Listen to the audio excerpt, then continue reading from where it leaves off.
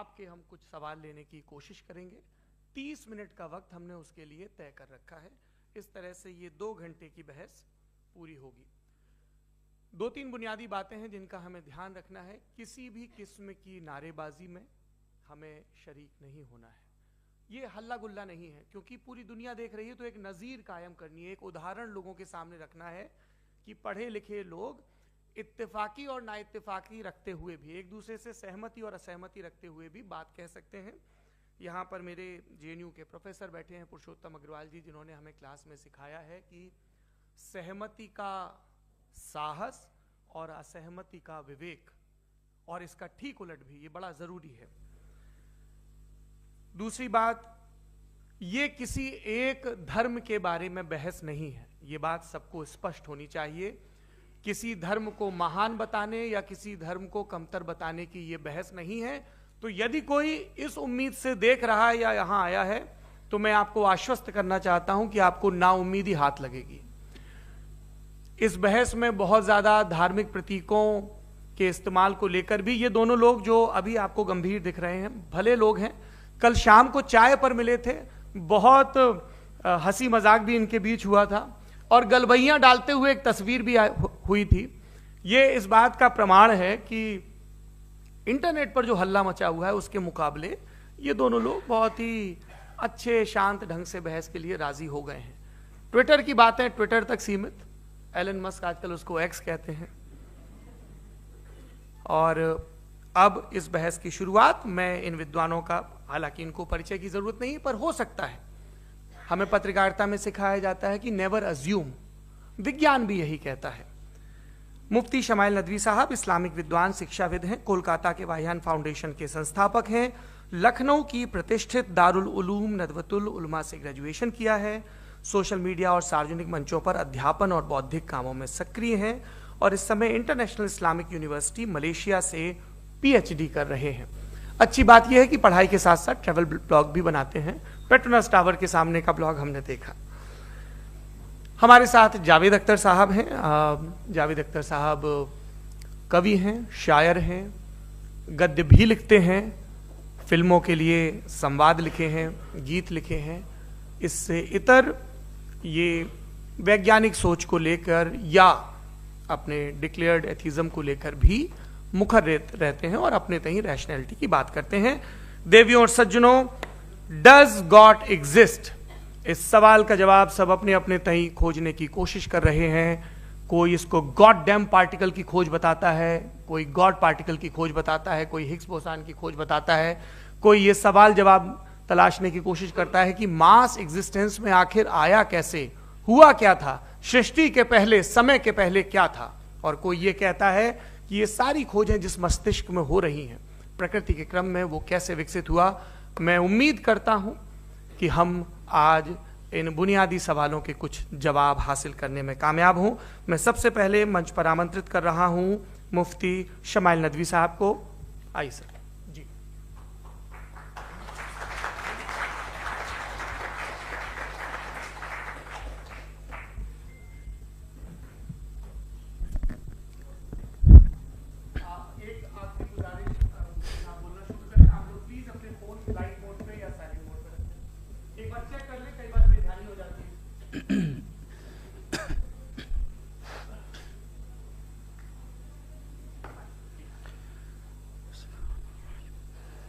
तमाम तारीफ़ें उस क्रिएटर के लिए जिसने इस यूनिवर्स को एक मकसद के तहत पैदा किया है। रिस्पेक्टेड जनाब जावेद अख्तर साहब, मिस्टर सौरभ द्विवेदी और respected audience, thank you all for being here today. आज की डिबेट में चूंकि हम बात करने वाले हैं डज गॉड एग्जिस्ट के टॉपिक पर, तो ये एक ऐसा टॉपिक है जिसके मुताल्लिक कोई भी डिसीजन लेने के लिए अलग अलग स्टैंडर्ड्स हो सकते हैं। लिहाजा डिबेट के शुरू में यह जरूरी है कि हम ये जान लें कि आज के इस टॉपिक में कौन सा स्टैंडर्ड सही होगा और कौन सा गलत होगा। सबसे पहला स्टैंडर्ड जिसे मैं समझता हूं कि हमारे रिस्पेक्टेड जनाब जावेद अख्तर साहब बड़ी तेजी के साथ उसकी तरफ लपकेंगे, वो है साइंस। जबकि साइंस दर हकीकत खुदा के एग्जिस्टेंस को डायरेक्टली साबित करने या उसके एग्जिस्टेंस को डिनाई करने के लिए स्टैंडर्ड नहीं बन सकती। और उसकी वजह क्या है, ये मैं नहीं कह रहा, ये वो लोग कह रहे हैं जो साइंस के एक्सपर्ट्स हैं। नेशनल एकेडमी ऑफ साइंस कहती है science doesn't have the processes to prove और disprove the existence of God. Why? क्योंकि साइंस का ताल्लुक एम्पेरिकल एविडेंस से है, और एम्पेरिकल एविडेंसेस का ताल्लुक हमारे नेचुरल और फिजिकल वर्ल्ड से है, जबकि गॉड नॉन फिजिकल और सुपर नेचुरल रियलिटी है। लिहाजा नॉन फिजिकल रियलिटी को आप उस टूल के साथ नहीं चेक कर सकते जिसका काम फिजिकल रियलिटी को तलाश करना है। लिहाजा आज इस डिबेट में गॉड की एग्जिस्टेंस को साबित करने या उसे डिनाई करने में साइंटिफिक एविडेंस को एक्सेप्ट नहीं किया जाएगा। दूसरा स्टैंडर्ड हो सकता है रेविलेशन, कि रेविलेशन के जरिए हम यह साबित करें कि गॉड एग्जिस्ट करता है या नहीं।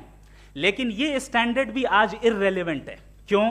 क्योंकि रेविलेशन मेरे नजदीक सोर्स ऑफ नॉलेज है, वैलिड सोर्स ऑफ नॉलेज है, लेकिन हमारे जावेद अख्तर साहब के नजदीक यह वैलिड सोर्स ऑफ नॉलेज नहीं है। लिहाजा आज की डिबेट में मैं एक भी एविडेंस किसी भी मजहबी स्क्रिप्चर से नहीं दूंगा, ताकि जावेद अख्तर साहब के लिए वो अनएक्सेप्टेबल ना हो। तीसरा जो मेयार हो सकता है वो है ऑब्जर्वेशन, कि भाई कोई कहे कि हमें खुदा दिखाओ, अगर है तो दिखाओ, या ये कि खुदा के एग्जिस्टेंस पर एम्पेरिकल एविडेंस दो, तो ये है दर हकीकत गलत टूल का इस्तेमाल करना। ये ऐसा ही है कि जावेद साहब मुझसे ये मुतालबा करें कि मुफ्ती साहब आप मेटल डिटेक्टर के जरिए प्लास्टिक डिटेक्ट करके दिखाएं। अब चूंकि प्लास्टिक डिटेक्ट नहीं हो पा रही है, लिहाजा plastic does not exist. No, you are using the wrong tool. इस टूल से प्लास्टिक को डिटेक्ट नहीं किया जाता। लिहाजा मैं समझता हूं कि गॉड के एग्जिस्टेंस पर एम्पेरिकल एविडेंस का मुतालबा करना एक बचकाना मुतालबा है, और हमारे रिस्पेक्टेड जनाब जावेद अख्तर साहब इस स्टेज से अब बहुत आगे निकल चुके हैं। अब बचता है एक ही स्टैंडर्ड, और वो स्टैंडर्ड है अक्ल, लॉजिक, रीजनिंग। और यही वो स्टैंडर्ड है जिसके तहत गॉड की एग्जिस्टेंस को साबित किया जाएगा या गॉड की एग्जिस्टेंस को डिनाई किया जाएगा। लेकिन चूंकि ये बहुत इंपॉर्टेंट और सेंसिटिव टॉपिक है, इसलिए लॉजिकल आर्ग्यूमेंट भी ऐसा होना चाहिए जो डेफिनेटिव हो, इनडेफिनेटिव ना हो, जो 2 और 2 4 की तरह बिल्कुल वाजे हो, जिसे लॉजिकली रिजेक्ट करना पॉसिबल नहीं हो। फॉर एग्जाम्पल हम कहें हमारे रिस्पेक्टेड मिस्टर सौरभ साहब, ये एक इंसान है और तमाम इंसान कॉन्शियस बीइंग है, लिहाजा नतीजा क्या निकला, हमारे सौरभ साहब भी कॉन्शियस बीइंग है। क्या ये इनडेफिनेट आर्ग्यूमेंट है या डेफिनेट आर्ग्यूमेंट है? ये डेफिनेट आर्ग्यूमेंट है। ये 2 और 2 की तरह वाजे है, इसमें किसी तरह जो है लॉजिकली इसको रिजेक्ट नहीं किया जा सकता। तो अगर आज हमारे जावेद अख्तर साहब ऐसी कोई अकली दलील और लॉजिकल एविडेंस दें खुदा के ना होने पर जो डेफिनेट भी हो, तो मैं ये ऐलान करता हूं कि यकीनन मैं उस एविडेंस को कबूल करूंगा और उस पर गौर करूंगा। लेकिन साथ में यह भी ऐलान कर देता हूं प्रेडिक्शन के तौर पर कि ऐसा कोई डेफिनेट आर्ग्यूमेंट कोई नहीं पेश कर सकता।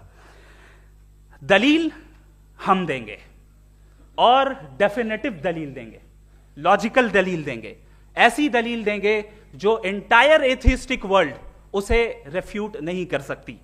चलें अब हम एक एग्जाम्पल सोचते हैं, एक सिनेरियो, सिंपल सिनेरियो, तमाम ऑडियंस से गुजारिश है, हम और आप एक आइसोलेटेड आइलैंड पर हैं, ऐसा आइलैंड जहां पे हमसे पहले कोई कभी नहीं गया। चलते चलते आपके सामने अचानक आपने देखा एक पिंक कलर की बॉल पड़ी हुई है। सबसे पहला सवाल आपके जहन में क्या आएगा कि ये बॉल यहां क्यों आई, कैसे आई, ये पिंक कलर की ही क्यों है, कोई और कलर भी हो सकता था, ये इसी शेप में क्यों है, कोई और शेप भी हो सकता था। नेचुरली आप इस तरफ पहुंचेंगे कि कोई ना कोई है जिसने इन स्पेसिफिक प्रॉपर्टीज के साथ इस बॉल को बनाया है और यहां पे रखा है। चूंकि आप जानते हैं कि ये जो बॉल है इसका एग्जिस्ट करना जरूरी नहीं है, ये एग्जिस्ट कर भी सकती थी, नहीं भी कर सकती थी, और एग्जिस्ट करना ही था तो किसी और फॉर्म में करती, किसी और कलर में करती। अब आप इस बॉल को एक्सपैंड करते चले जाएं, एक्सपैंड करते चले जाएं, एक्सपैंड करते चले जाएं, यहां तक कि ये बॉल यूनिवर्स के साइज की हो जाए। बताइए कि क्या साइज के बढ़ जाने से सवाल बदल जाएगा? हरगिज नहीं बदलेगा। अभी भी सवाल रहेगा, ये यूनिवर्स कहां से आया, इन स्पेसिफिक प्रॉपर्टीज के साथ कहां से आया, क्यों आया, किसने बनाया, यह सवाल उस वक्त भी वैलिड रहेगा। लेकिन यह सवाल अगर हम जनाब जावेद अख्तर साहब से करें तो चूंकि इनका वर्ल्ड व्यू एथिस्टिक है, और सिर्फ इनका नहीं, मतलब जितने भी एथिस्ट हैं और एथिस्टिक वर्ल्ड व्यू को रखने वाले से अगर आप ये सवाल करें कि ये यूनिवर्स कहां से आया, तो इनका जवाब या तो आर्ग्यूमेंट फ्रॉम इग्नोरेंस होगा या डॉगमेटिक होगा। या तो ये कहेंगे कि मुझे नहीं पता कि ये कहां से आया, लिहाजा गॉड डज नॉट एग्जिस्ट, ये आर्ग्यूमेंट फ्रॉम इग्नोरेंस है।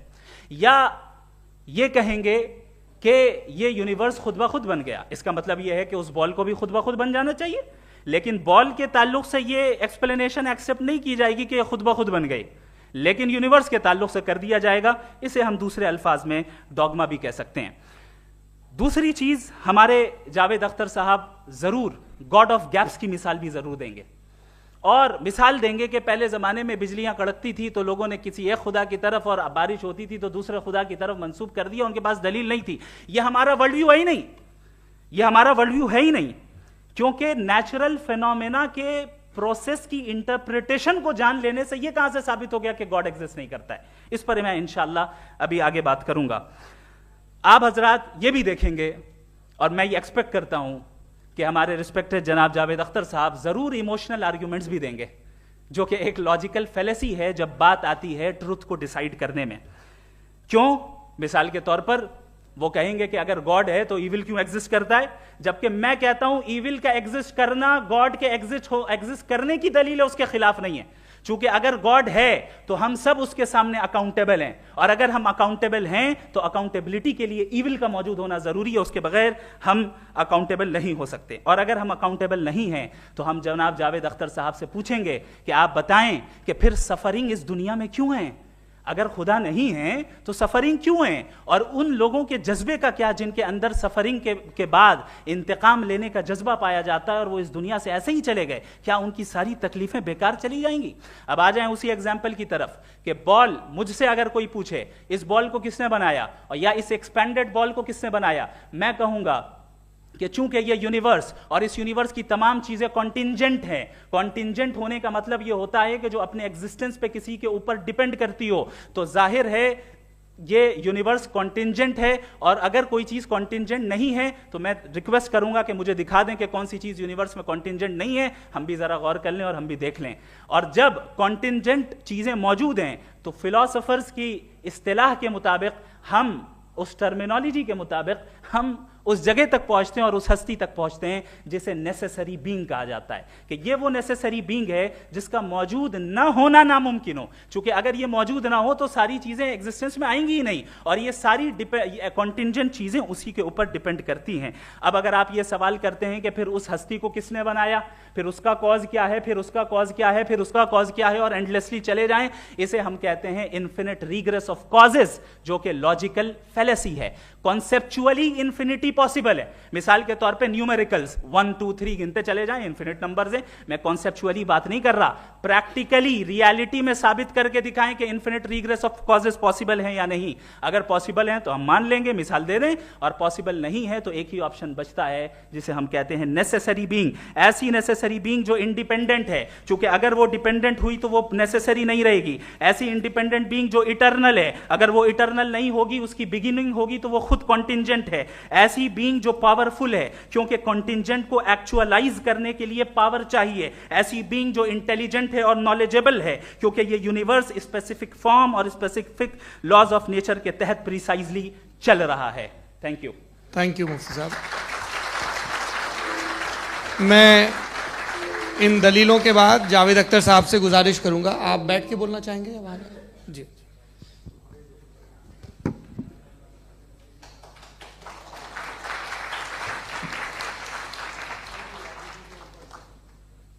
पहले तो मैं मुफ्ती साहब को एक अच्छी खबर देना चाहूँगा कि मेरी नॉलेज साइंस के बारे में बड़ी मामूली है, तो आप फिक्र ना करें उसकी, लेकिन कुछ कॉमन सेंस है मुझ में।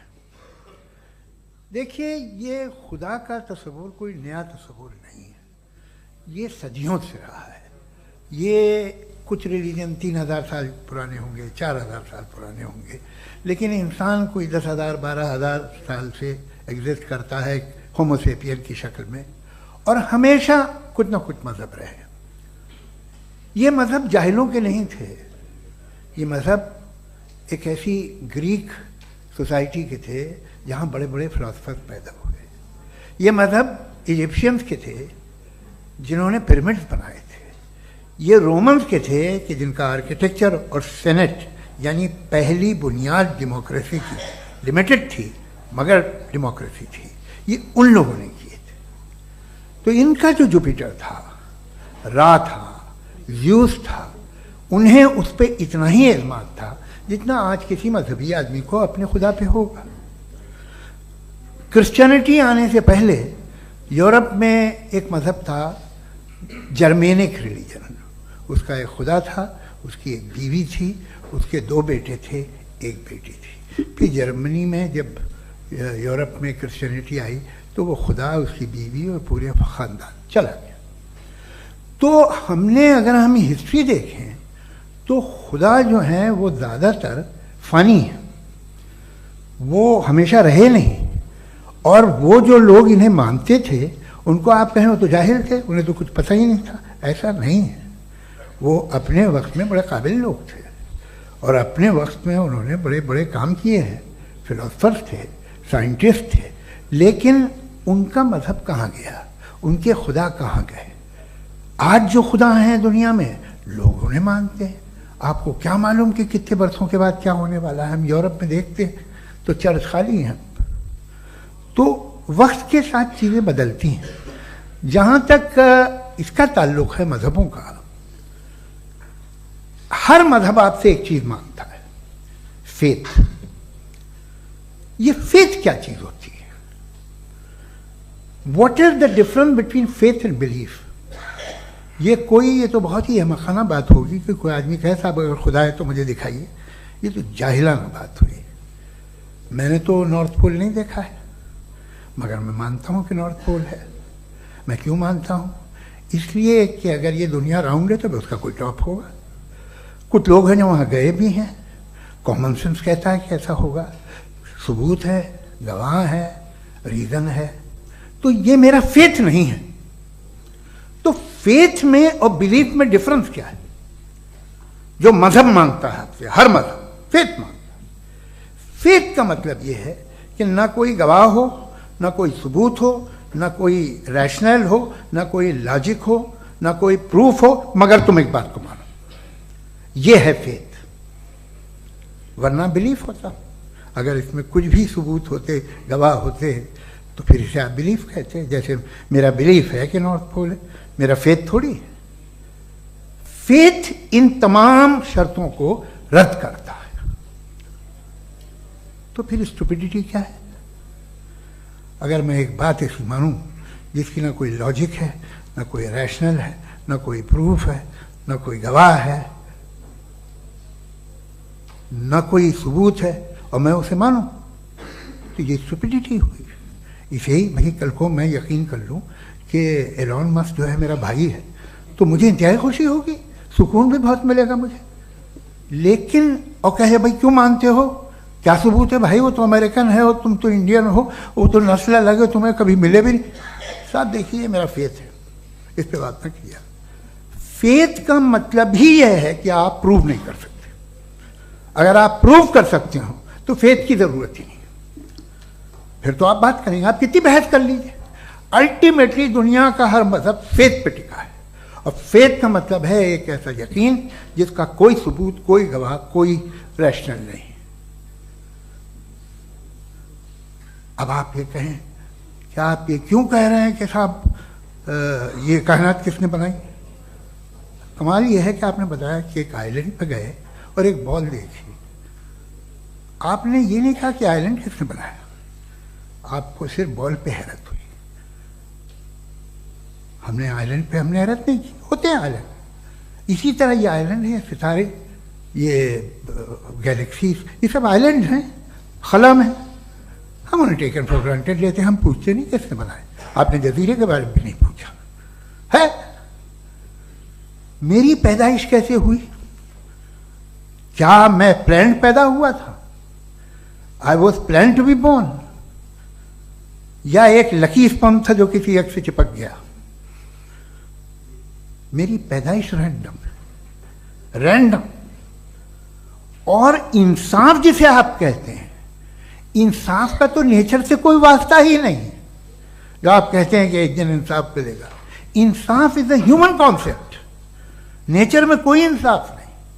अगर शेर हिरन को खा जाता है तो उसे कोई सजा नहीं मिलती। अगर एक आंधी आती है और हरे भरे पेड़ों को उखाड़ के फेंक देती है तो आंधियों की जेल नहीं होती है। नेचर में इंसाफ नहीं, इसलिए मुझे नेचर को इंसाफ की जरूरत भी नहीं। नेचर तमाम एक है। अब हम कहें कि साहब ये देखिए जो मैंने खाना खाया था ये मेरी आंख तो नहीं यूं कर दिया उसे तो इसे सजा मिलनी नहीं, वो सिस्टम है, ऐसे ही चल रहा है। नेचर बगैर इंसाफ के है। इंसाफ इज अ ह्यूमन कॉन्सेप्ट। तो जो आपसे कहता है कि मैं तुम्हें इंसाफ दूंगा वो इंसानी जहन की पैदावार है। ये नेचुरल है ही नहीं, ये आसमानी है ही नहीं। नेचर का तसव्वुर, इंसाफ का तसव्वुर। भाई आप साथ मिलते हैं, अब आप लेफ्ट हैंड ड्राइव करते हैं, ये क्या है? तमाम सच, तमाम नेकी, तमाम शराफत लेफ्ट हैंड ड्राइव है। वरना क्या होगा, या तो आप क्रॉस कर देंगे, आपका एक्सीडेंट हो जाएगा, या आप किसी को मार देंगे, या ट्रैफिक जैम हो जाएगा। झूठ, बेईमानी, रिश्वतखोरी, ये तमाम जो है driving on the wrong side है। इसके ऊपर कुछ नहीं। ये तो हमने बनाया, जैसे हमने लेफ्ट हैंड ड्राइव बनाई है। ये कॉन्सेप्ट ऑफ इंसाफ जो है ये हमारा है, इसका नेचर से कोई वास्ता नहीं। शेर खा जाता है हिरन को, उसे जेल होती है क्या? कुछ भी नहीं है ही नहीं। तो ये जो दुनिया के रिलीजन प्रॉमिस करते हैं आपसे इंसाफ, इसी से मालूम होता है कि ये मैन मेड है। ये तसव्वुर कहीं और का है ही नहीं। जो नेचर है, कुछ लोग कहते हैं नेचर ही खुदा है, तो नेचर में तो इंसाफ नहीं कहीं। और आप वादा कर रहे हैं कि तुम्हें मरने के बाद इंसाफ मिलेगा। मुझे अगर मिलेगा तो मैं बहुत खुश हूँगा, लेकिन मैं यकीन नहीं कर पाता हूँ, इसलिए कि मैं फेथ नहीं पैदा कर सकता। The very fact that religions demand faith, इसका मतलब है कि उनके पास जस्टिफिकेशन नहीं है। अच्छा था, फिर रिलीजन अगर मॉडरेशन में है, कोई सा भी नहीं, वो आप में कुछ खूबियां भी पैदा करता होगा, देखिए उससे ये फ़ायदा है, वो फ़ायदा है।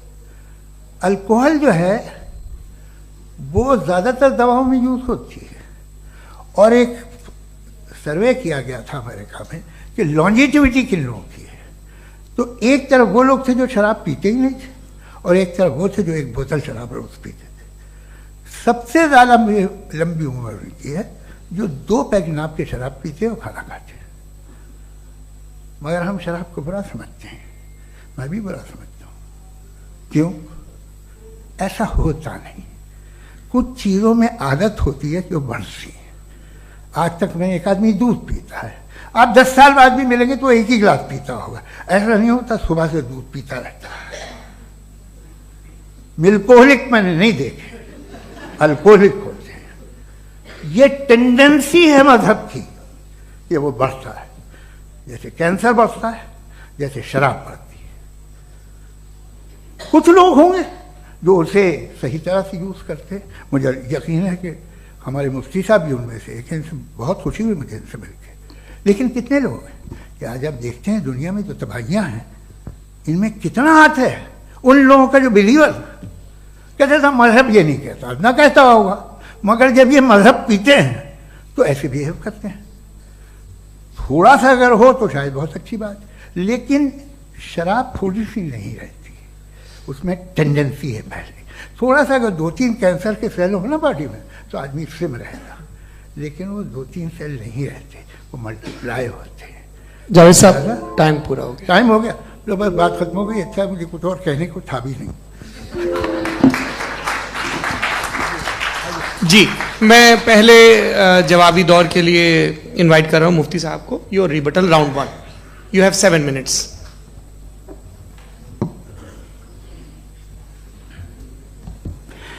Thank you very much Javed साहब। आपकी बात को सुनकर बड़े महजूज हुए हम लोग। महजूज, do you understand? We enjoyed. Okay, अब थोड़ा सा लॉजिकली उसको हम लोग देखते हैं। दरअसल हम लोगों ने कल गुजारिश की थी मुफ्ती साहब से भी, जावेद साहब से भी, कि हिंदुस्तानी जबान आम फहम सबको समझ में आ जाए और जहां कहीं आप मुश्किल शब्द इस्तेमाल करें वहां बताते भी चलें। Thank you.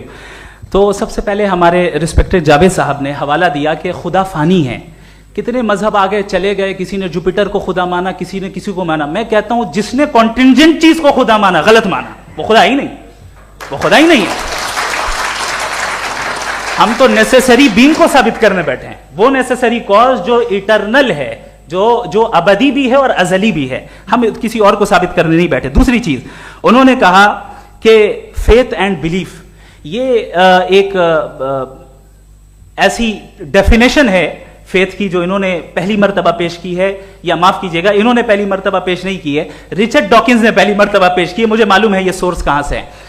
एपिस्टेमोलॉजिकली फेथ और बिलीफ का फर्क आप इस तरह नहीं कर सकते सर। फेथ सही भी होता है, गलत भी होता है, बिलीफ सही भी होता है, गलत भी होता है। जो लॉजिक, रीजन और एविडेंस से बैक्ड होगा वो फेथ सही होगा। और आप जिस फेथ की बात कर रहे हैं कि इलॉजिकल है और उसके पीछे नहीं है, तो we are on the same page.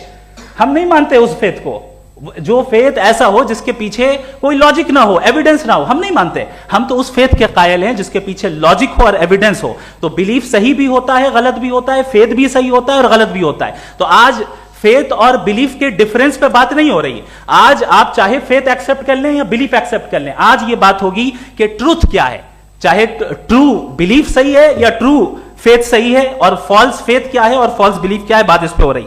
दूसरी चीज इन्होंने पूछा स्टुपिडिटी फिर क्या है। अगर फेथ रिलीजन स्टुपिडिटी नहीं है तो और क्या है? चूंकि फेथ का मुतालबा करते हैं तो स्टुपिडिटी क्या है? मैं कहता हूं स्टुपिडिटी एथिज्म है। उसकी वजह यह है कि आप एक सड़क पे जा रहे हो और आप किसी गार्डन में जाएं और देखें वहां लिखा है फूलों के साथ I love Javed Akhtar, and I really do, I love you sir.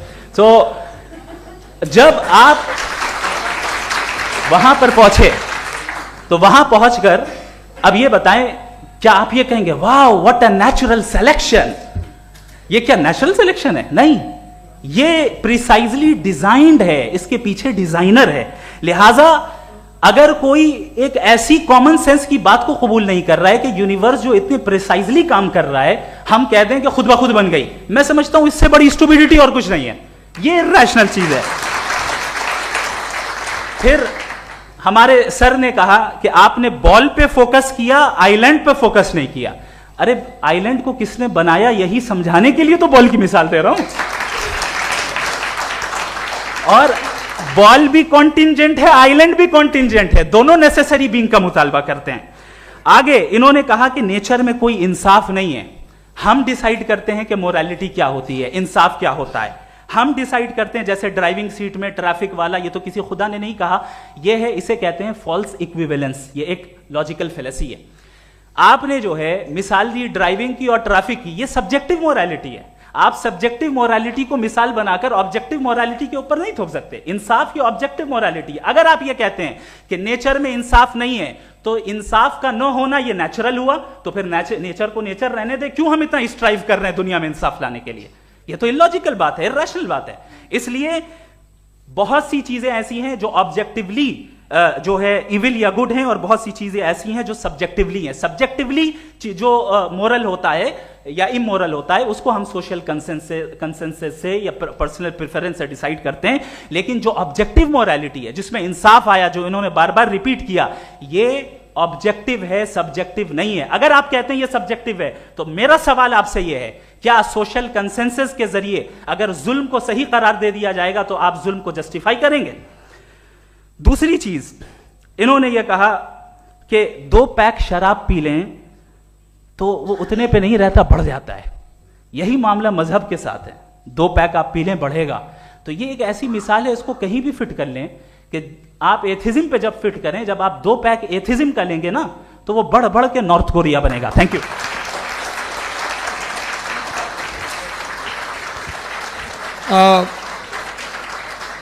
First round के रिबटल के लिए मैं जावेद साहब को इनवाइट कर रहा हूं। आपके पास 7 मिनट का वक्त है, रीसेट कर दीजिएगा प्लीज। मुझे इस बात की खुशी है कि मुफ्ती साहब ने भी मान लिया कि नेचर में कोई इंसाफ नहीं है। तो कोई भी चीज़ जो इंसान ने नहीं बनाई है उसमें इंसाफ नहीं होता है। एक बात मैं आपसे अर्ज करूं, जरा पता लगा लीजिएगा, ये जो आप बाग में जाते हैं बेहद खूबसूरत फूल देखते हैं ना, इनमें से कोई नेचुरल नहीं है। ये सारे फूल क्रॉस करके बनाए गए हैं। जो जंगल में फूल होते हैं निहायत मामूली होते हैं, ये फूल इंसानों ने बनाए हैं। जो आप बाग में देख के वाह वाह कहते हैं, ये इंसानों के बनाए हुए हैं। डिफरेंट फूलों को क्रॉस करके, डेवलप करके, फिर क्रॉस करके इस तरह से बनाए गए। नेचुरल फ्लावर नहीं। किसी जंगल वीरान में जाके आप गुलाब के फूल नहीं देखेंगे। ये सब बनाए हुए इंसान ने, बहुत से काम इंसान ने किए हैं। बाकी है कि आपने मेरी एक बात का जवाब नहीं दिया, जिससे मुझे शिकायत है कि फेथ क्या है और आप फेथ मांगते क्यों हैं मुझसे? आप तो लॉजिकल हैं, आपके पास तो सारे रैशनल्स हैं, आपके पास सारे सबूत हैं, तो आपको फेथ की डिमांड क्यों करते हैं कि भाई तुम सरेंडर कर दो और सवाल मत करो?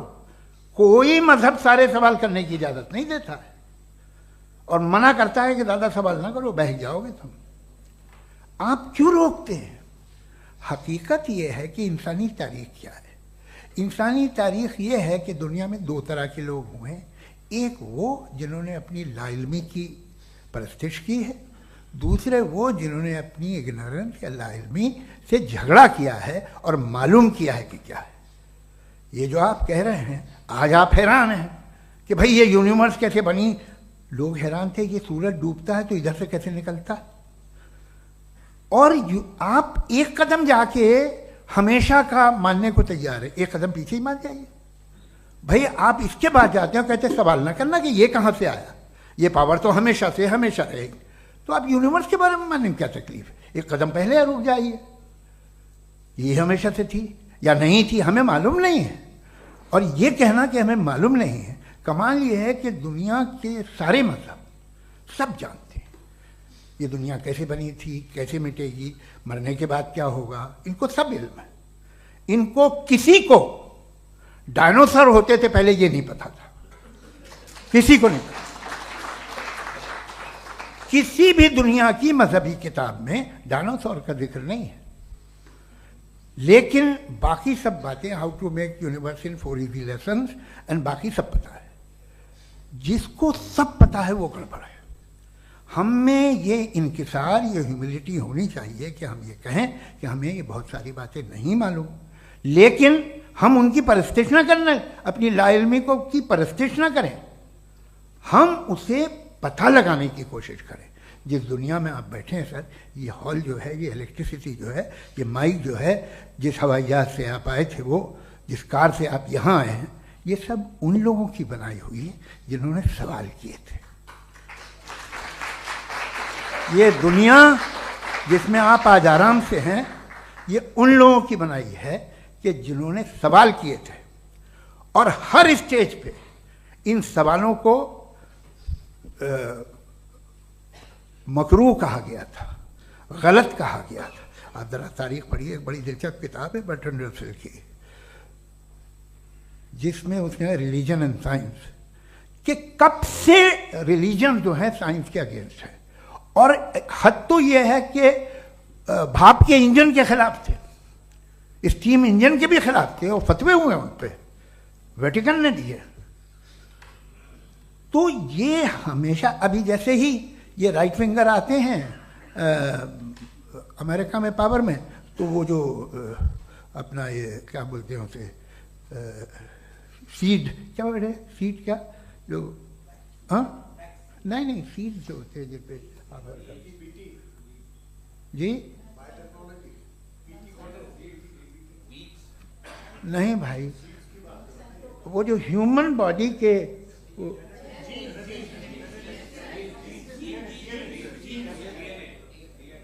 उस पर रिसर्च बंद हो जाती है, रिपब्लिकन नहीं करने देते। अरे भाई इतना डर क्या है तुम्हें? एक ज़माने में बहुत नाराज थे ये सारे मजहबी लोग कि ये इंसान तो इंसान बनाने की कोशिश कर रहा है। आपको क्या तकलीफ भाई, बना ले तो बना लेने दो, ये खौफ क्या है? और ये सब आज जो आप कह कर रहे हैं नामुमकिन है, ये कैसे हुआ? मुझे एक किस्सा याद आता है। जब मैं 6ठी क्लास में था तो मैं मैथमेटिक्स में बहुत वीक था, तो एक टीचर रख दिया गया, उसने 1 2 3 4 5 6 7 तो सिखा दिया मुझे। वो दिन मैं भूल नहीं सकता हूँ मुफ्ती साहब, जिस दिन उसने ये बताया कि 1/2 क्या होता है और 3/4 क्या होता है। मुझे ऐसा लगा कि मेरा सर बीच से फट जाएगा। यह आदमी कह रहा है कि जो दीवार के अंदर जाओ वॉक करते हुए। आज हंसता हूं मैं इस बात पे। तो आज जो बातें आपके जहन से बिल्कुल परे हैं और आप हैरान होते उन्हें देख के, एक वक्त आएगा कि मामूली लगेंगे। और हुआ है, आपकी इंसानी तारीख ही है। इतनी जल्दी सारे फैसले आप मत कर लीजिए, थोड़ा ये ह्यूमिलिटी रखिए कि भाई ये हमें नहीं मालूम। ये कहने में क्या है, ये यूनिवर्स कहाँ तक फैली, ये कब से है और कब तक रहेगी, हमें नहीं मालूम। आपने फैसला कर लिया कब बनी। ये आपके हिसाब से कोई 14 बिलियन ईयर बनी जो समझा जाता है। उससे पहले हजारों करोड़ों अरबों साल तक खुदा बैठा क्या कर रहा था? खामोश बैठा था, ऐसे ही जमाइयाँ ले रहा था। फिर उसे आइडिया है, यार एक काम करते, वक्त अच्छा गुजर जाएगा, यूनिवर्स बनाते। सोचिए, वो तो हमेशा से है ना, मगर यूनिवर्स हमेशा से नहीं है, ये तो बनाई गई है। और उससे पहले क्या था, इनका क्या काम था? कैसी बात है, ये बड़ा आसान है। जो बात हमें आज धीरे धीरे पता चली है, बरसों 2000 और 2500 साल पहले आपको किसी ने बता दिया कि क्या था, आप मान गए, और तब से वही मान रहे हैं जो 2500 साल पहले कहा गया था। सब कुछ बदल गया है, सॉल्व हो रही हैं चीज़ें। अभी साइंस बिल्कुल दावा नहीं करती, या कोई फिलोसफर ये दावा नहीं करता कि हमें सब मालूम, बल्कि वो कहता है कि हमें जितना मालूम होता है उससे ये मालूम होता है कि हमें कितना कम मालूम। तो हम अपनी जहालत से लड़े, उसकी परस्तिश न करें। जी, time. Thank you so much. मैं तर्कों की श्रृंखला में राउंड 2 के लिए मुफ्ती साहब को आमंत्रित कर रहा हूं। आपके पास एक बार फिर से 7 मिनट का वक्त है। शुक्रिया। जनाब जावेद अख्तर साहब कई मर्तबा दोहरा रहे हैं कि फेथ का मतलब बताइए, फेथ का मतलब बताइए। मैंने बता दिया, फेथ सही भी होता है, गलत भी होता है। और आज हम फेथ पे बात नहीं कर रहे, हम ट्रुथ और डज गॉड एग्जिस्ट पे बात कर रहे हैं। क्या डज गॉड एग्जिस्ट, ये ट्रुथ यानी गॉड है या नहीं है, इसमें से दोनों ट्रुथ क्या है। अब आप उसे फेथ कह लें, बिलीफ कह लें, नॉट माई बिजनेस। उसके बाद आपने कहा कि भाई सवाल करने से मजहब रोकता है। मैं कहता हूं जो रोकता है वो रोकता होगा, मैं नहीं रोकता, बल्कि सवाल करें, सवाल करना चाहिए। सवाल कर करके तो हम आगे बढ़ते हैं, तरक्की करते हैं, और इसीलिए मैं आज यहां पे आया हूं। लेकिन सवाल सिर्फ खुदा से नहीं होगा, आपसे भी होगा। सवाल एथिज्म से भी होगा, सवाल सिर्फ मजहब से नहीं होगा, सबसे होगा। और आज मैं सवाल करूंगा और उम्मीद है कि आप जवाब देंगे। अभी तक आपने वैसे कॉन्टिंजेंसी आर्गुमेंट का कोई जवाब नहीं दिया है। चलें, आपने कहा यूनिवर्स के बारे में इटर्नल क्यों नहीं बोल देते।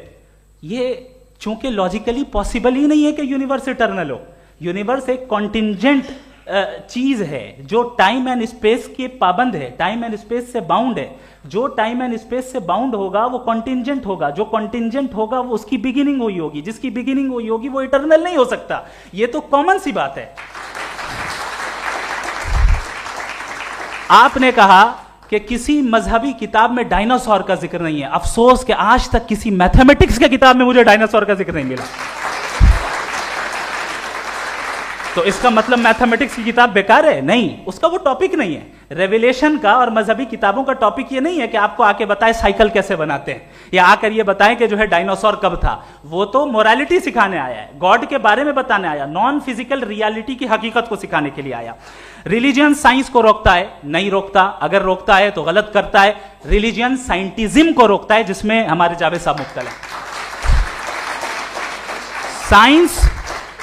साइंस और साइंटिज्म में फर्क है।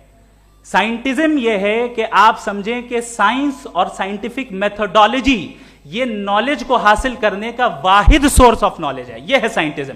हम इसे रिजेक्ट करते हैं।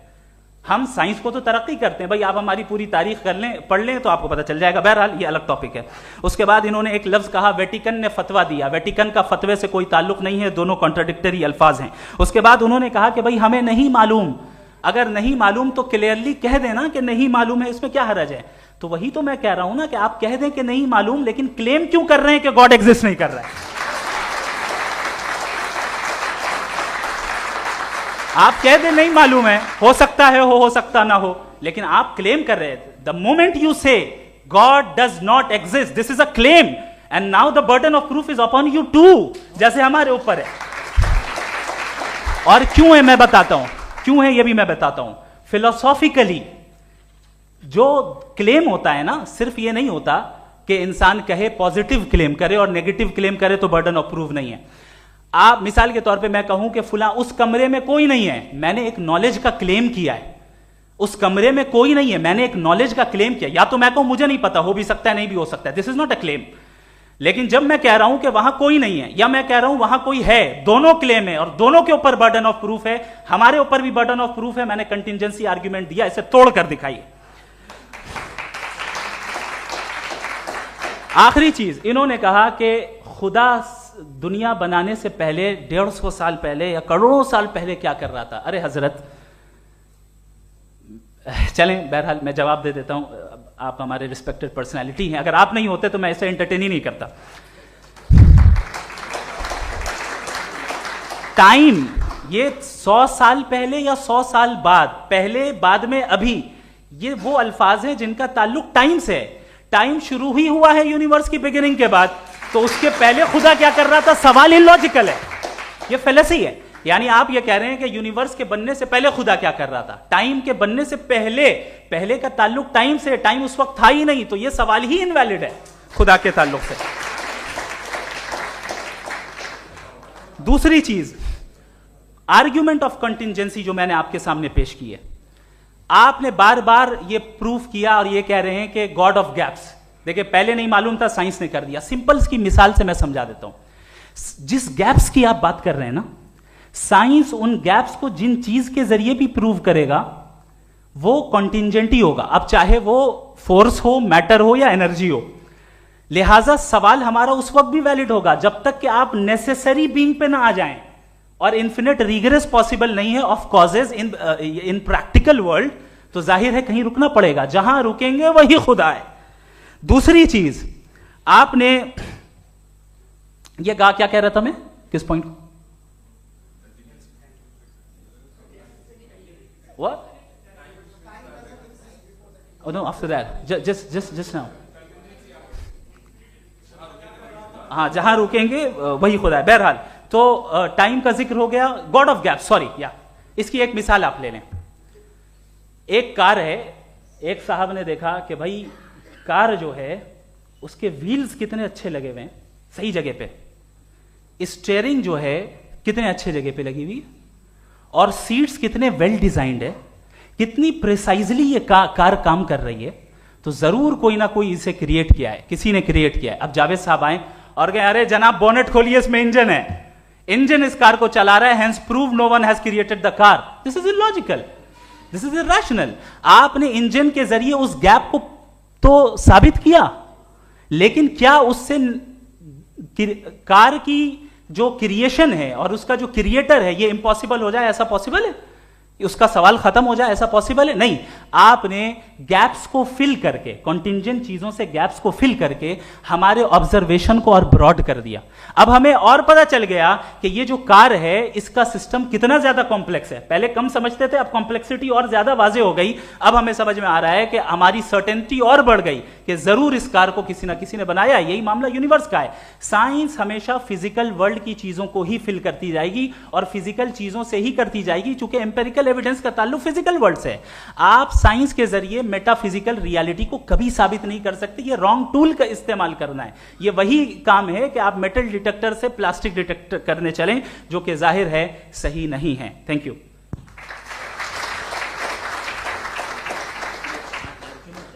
जी, ये आर्ग्यूमेंट का राउंड 2 है। हाँ। 7 मिनट है। पहले तो मैं आपसे अर्ज करूं कि आपने कहा कि जब कायनात ही नहीं थी तो वक्त भी नहीं था, कुछ भी नहीं था। कैसे नहीं था? खुदा था। एक एग्जिस्टेंस तो था ना खुदा का। तो जब खुदा था तो वक्त भी होगा। ऐसा नहीं कि कुछ भी नहीं था, खुदा था। अच्छा, बाकी है कि आपने कहा साहब आप साबित कीजिए, आपके पास भी लॉजिक है या मेरे पास भी लॉजिक है। आप मेरा जिम्मेदारी नहीं है साबित करना कि खुदा है। बर्टन रसल ने बड़ी अच्छी बात कही। बर्टन रसल ने बड़ी अच्छी बात कही। मैं आपसे अगर ये दावा करूं कि एक चाय की केतली मरीख के चारों तरफ घूम रही है, मार्स के चारों तरफ, तो ये आपका काम नहीं है कि आप साबित करें कि कोई चाय की केतली नहीं है। ये मेरा काम है, मैंने दावा किया है। ये दावा तो मजहबी लोग करते हैं कि खुदा है, मैं क्यों साबित करूं कि नहीं है? जब तक आप मुझे कन्विंस नहीं कर देंगे मैं नहीं मानूंगा।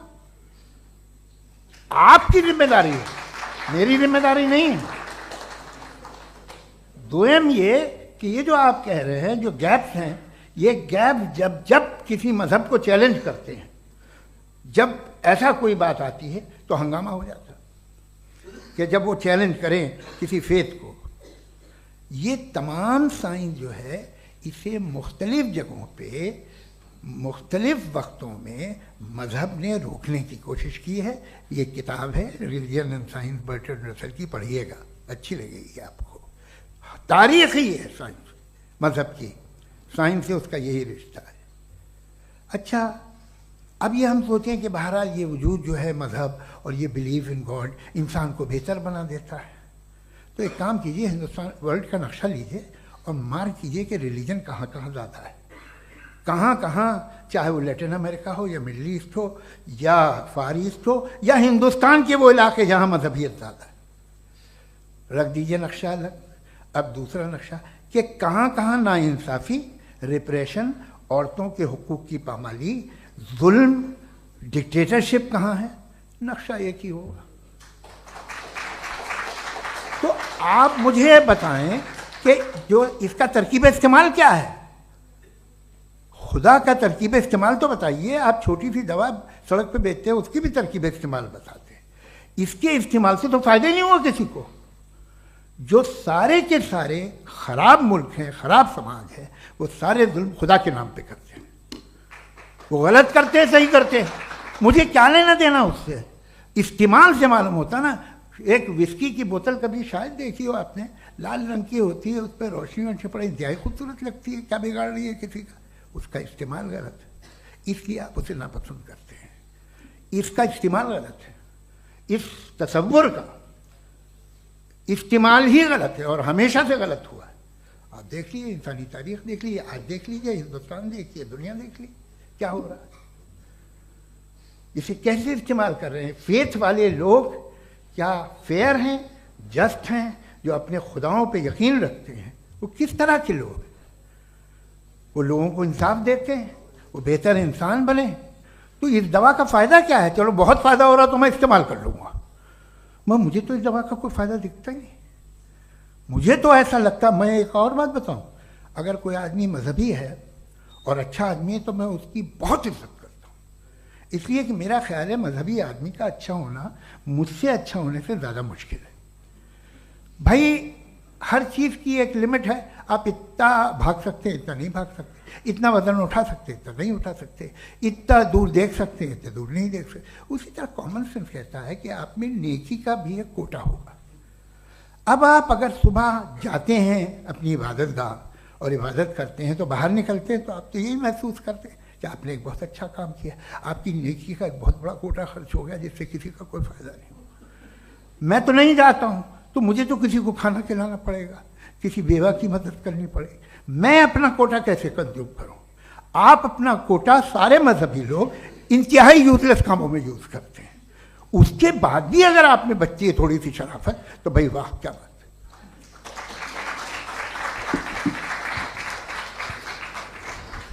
एक तो मुझे ये बात बहुत अच्छी लग रही है कि दोनों ही विद्वान समय को मानते हैं और बहुत समय से अपनी दलीलें और बाज दफा समय से पहले अपनी तकरीरें पूरी करके अपनी अपनी कुर्सी पर बैठ रहे हैं। ये इस आर्ग्यूमेंट का राउंड 2 पूरा हुआ। अब रिबटल का राउंड 2 है और उसके बाद क्रॉस एग्जामिनेशन होगा। नहीं, आपका आर्ग्यूमेंट हो गया सर। हमारे यहाँ स्कूल के सिलेबस में पंच परमेश्वर कहानी पढ़ाई जाती है, प्रेमचंद जी की लिखी हुई। आप निश्चिंत रहिए, आपके कोई राउंड में मिस नहीं होने दूंगा। रिबटल का राउंड 2, मुफ्ती शमाइल नदवी साहब।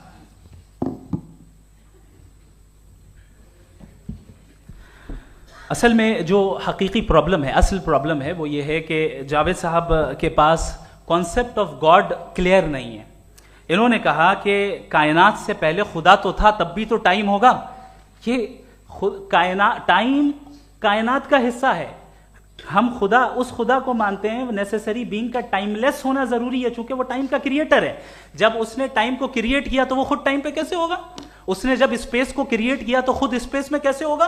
अगर वो टाइम एंड स्पेस को पहले से ही उसका पाबंद है तो फिर किस चीज को उसने क्रिएट किया?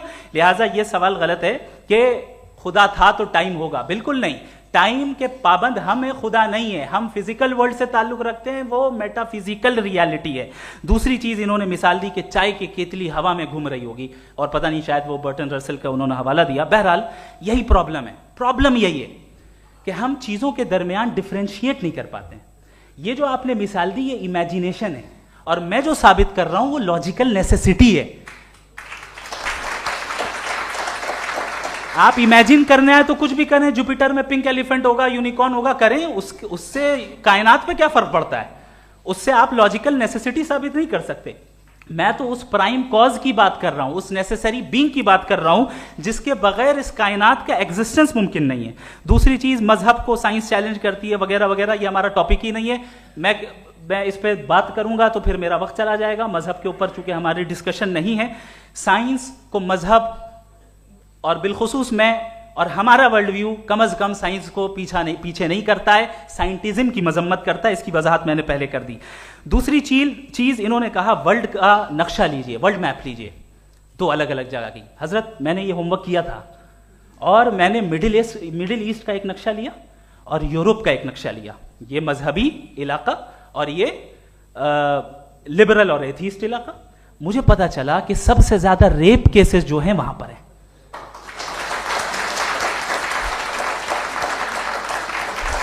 मुझे ये पता चला यूएन की रिपोर्ट के मुताबिक, मैं ये अपने घर से नहीं लेके आ रहा, कि जो वर्किंग वुमेन है यूरोपियन कंट्रीज में, उसमें 81% वुमेन सेक्सुअल हैरेसमेंट का वर्क में शुमार हो रही है। ये मिडिल ईस्ट में नहीं हो रहा है, वो मजहबी लोग हैं इसलिए नहीं हो रहा है। दूसरी चीज, आपने ये कहा कि मजहबी आदमी का अच्छा होना हमारे अच्छे होने से बहुत मुश्किल है, बहुत मुश्किल है। तो इसका मतलब यह है कि गॉड के अलावा आपके पास अच्छे और बुरे का कोई स्टैंडर्ड है। मैं चाहूंगा कि कन्वर्सेशनल स्टाइल वाली डिस्कशन और सेगमेंट पे इसी पे बात कर लेते हैं। Thank you very much.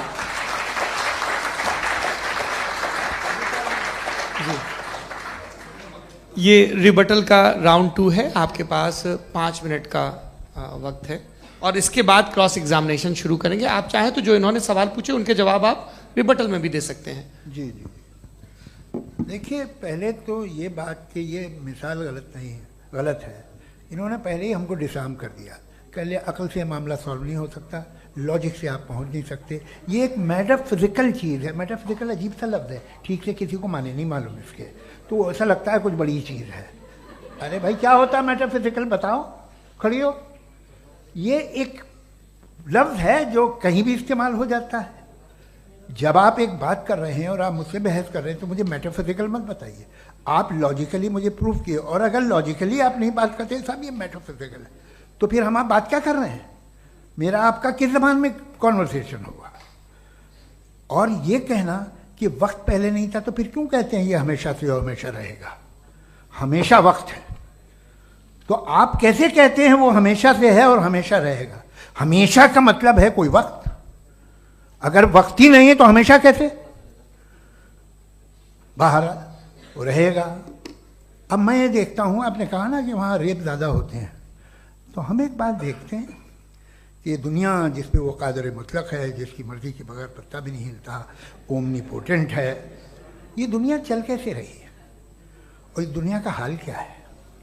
45,000 बच्चे जो 10 साल की उम्र से कम थे वो गाजा में मरे। भूख से काला हांडी में बच्चे मरते हैं और डिप्थेरिया से मरते हैं। डिप्थेरिया अजीब मर्ज है, गले में जाली बनना शुरू होती है, बच्चा नीला हो जाता है, गरीब का बच्चा, इसलिए कि उपास इलाज में। ये कादर मुतलक है, जो चाहे कर दे। इससे आप दुआएं मांगते हैं हमारी ये काम कर दे वो कर दे, तो इसका मतलब डे टू डे लाइफ में वो इंटरफेयर करता है और ये देख रहा है वो। अगर वो वाकई भी है फॉर डिस्कशन सेक, तो मैं जब दुनिया देखता हूँ तो मेरे दिल में उसके लिए कोई इज्जत नहीं पैदा होती। ये क्या कर रहे हो तुम पूरे ऑल पावरफुल हो, ओमनीपोटेंट हो, ओमनी प्रेजेंट हो। तुम तो वहाँ गाजा में रहे होगे ना, तुम हर जगह हो। तुम देख रहे थे कि बच्चे की कैसे धज्जियाँ उड़ रही, तुम देख रहे थे और तुम चाहते हो मैं तुम्हारी परस्तिश करूंगा, तुम हो भी। अरे यार, इससे अच्छे तो हमारे चीफ प्राइम मिनिस्टर हैं, कुछ तो ख्याल करते हैं। कमाल है। आप किसकी इबादत कर रहे हैं? अगर वो है भी, ये दुनिया नाइंसाफी से, जुल्म से, जबर से, तशद्दुद से भरी हुई है। और आप ये मत कहिएगा कि वो देख रहा है और वो बताएगा एक दिन। अगर वो देख रहा है और इंटरफेयर नहीं करता तो आप दुआ क्यों मांगते? आप कहते हैं मेरा ये काम करा दे, इसके मतलब है वो दखल दे सकता है, वो आपको नौकरी दिलवा सकता है, भले दूसरे आदमी को न मिले, मगर आपका काम कर देगा चूंकि आपने दुआ मांगी है। तो जब वो आपको नौकरी दिला सकता है, लड़की की शादी कर सकता है, बेटे को ग्रीन कार्ड दिलवा सकता है, तो कम से कम ये जो मर रहे हैं बच्चे, इनको रोक दे, कुछ तो कर। मुझे तो दुनिया में, इस दुनिया का कोई मालिक है, इसका ओमनीपोटेंट कोई रूलर है, और ये दुनिया ऐसी चल रही है। मैं तो चाहूंगा कि भाई ना हो, अगर हो तो बड़ी शर्मिंदगी की बात है। शुक्रिया।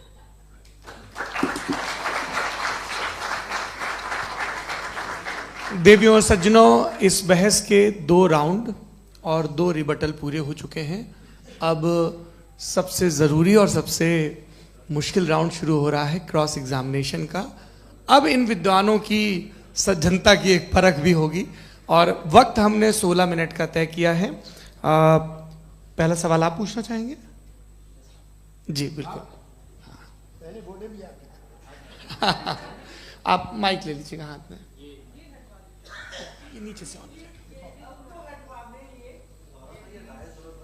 जी। मैं बोलता हूँ, ये डायस हटा सकते हैं क्या हम थोड़ा क्विकली? डायस पीछे कर दीजिए बस थोड़ा सा, है, ताकि ये जो दाएं बाएं लोग बैठे हैं, इसे हटा ही दीजिए। अब हम वहां तो जाने वाले नहीं, आराम से आराम से दोनों तरफ से हटा दीजिए।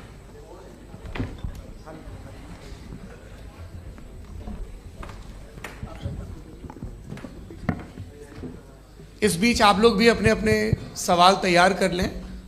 ये ध्यान रखेंगे कि मैं यहाँ से सवाल लूँगा, आप लोगों को अपना हाथ ऊपर करना है, अपना नाम बताना है और अधिकतम 3 वाक्यों में अपना सवाल पूरा करना है। कई लोग सवाल की जगह भाषण देने लगते हैं, उससे आज बचना है। जी मुफ्ती साहब, पहला सवाल आपका, 16 मिनट हैं, हम दोनों लोगों के सवाल लेंगे। जी जी बहुत शुक्रिया। आपकी जो अभी बात हुई बहुत अहम थी, मैं इसको चाहूँगा कि आगे डिस्कस करूँ, लेकिन चूँकि अभी ये वो सेगमेंट है क्रॉस एग्जामिनेशन, तो सबसे पहला सवाल आपसे ये है कि जो मैं इतनी देर से कॉन्टिंजेंसी आर्ग्यूमेंट आपको बता रहा था, ये अकल से ही बता रहा था हजरत, आप ये बताएं कि आप इन्फिनिट रिग्रेस ऑफ कॉजेस को पॉसिबल मानते हैं या नेसेसरी बीइंग के एग्जिस्टेंस को सही समझते हैं? चूंकि 2 ही ऑप्शन हो सकता है, आप ये बताएं। देखिए, आपको मैं ईमानदारी से बात करूँ, एक तो मैं कॉन्टिजेंसी वर्ड ठीक से समझता नहीं, और इस वक्त भी जो आपने अंग्रेजी के अल्फाज इस्तेमाल किए वो ज़रा थोड़े से मुझे डिफ़िकल्ट और कॉम्प्लिकेटेड लगे, तो आप ज़रा सिंपल ज़बान में सवाल कर सकते हैं? बिल्कुल कर सकता हूँ। जी। यूनिवर्स की हर चीज़ कॉन्टिंजेंट होने का मतलब ये है कि वो अपने एग्जिस्टेंस में किसी के ऊपर डिपेंडेड है। जो भी चीज़ डिपेंडेड होगी वो चीज़ इंडिपेंडेंट नहीं हो सकती, तो उसका कोई ना कोई कॉज होगा। तो अब आप क्या समझते हैं कि ये इन्फिनिट रिग्रेस है, यानी कॉज पर कॉज, कॉज पर कॉज, कॉज पर कॉज, और कभी कोई यानी ये एंडलेसली चलता रहा? क्योंकि अगर ऐसा होगा तो हम तो एग्जिस्टेंस में आते ही नहीं। लॉजिकली ये मुत्तफक अलैह चीज़ है, मुत्तफक अलैह, अग्रीड अपॉन। ओके, इस पे हमने एग्री किया था कि मुश्किल शब्द आएगा तो अर्थ बताना पड़ेगा। तो इन्फिनिट रिग्रेस तो पॉसिबल नहीं है, तो कहीं ना कहीं आपको रुकना पड़ेगा ऐसे नेसेसरी बीइंग पर। नहीं, कोई जरूरत नहीं रुकने की। किसने कहा आप रुकना पड़ेगा? आप रुकते हैं खुदा पे, आप नहीं रुकते। आप कहते हैं वो हमेशा से, जब उस वक्त से जब वक्त नहीं था। आप कहाँ रुकते हैं कि अब हुआ था वो? आप नहीं कहते। हम क्यों नहीं मान सकते कि यूनिवर्स जो है और बल्कि मल्टीवर्सेस जो है वो हमेशा से हैं, वो बनती है, बिगड़ती है। एक हमारे यहाँ एक चीज़ है ब्लैक होल, वो समेट लेता है वापस, फिर ब्लास्ट होता है, फिर फैल जाता है। और इसमें हमारी तो खैर कोई औकात ही नहीं है। इंसान की एक छोटे से ज़र्रे पे हम 50-60 साल की उम्र रखते हैं, जो करोड़ों अरबों साल की कायनात है उसमें, और पैदा भी नहायत ही बेहुदा वजह से हुए थे। तो इसमें ये सोचना कि इसकी वजूहात और ये क्यों है, ये डिपेंडेंट है, ये हम देख रहे हैं।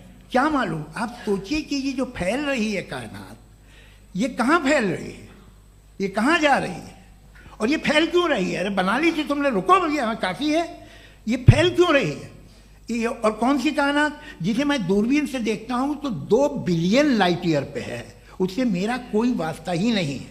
2 बिलियन ईयर यानी अगर मैं 80,000 माइल्स पर सेकेंड से चलूँ तो 20 करोड़ साल में वहाँ पहुँच जाऊँगा। इसकी ज़रूरत क्या थी? ये दुनिया, ये कायनात तो इंसान अशरफुल मखलूक़ात के लिए बनाई गई ना। तो ये सब ये टर्म समझ में नहीं आया,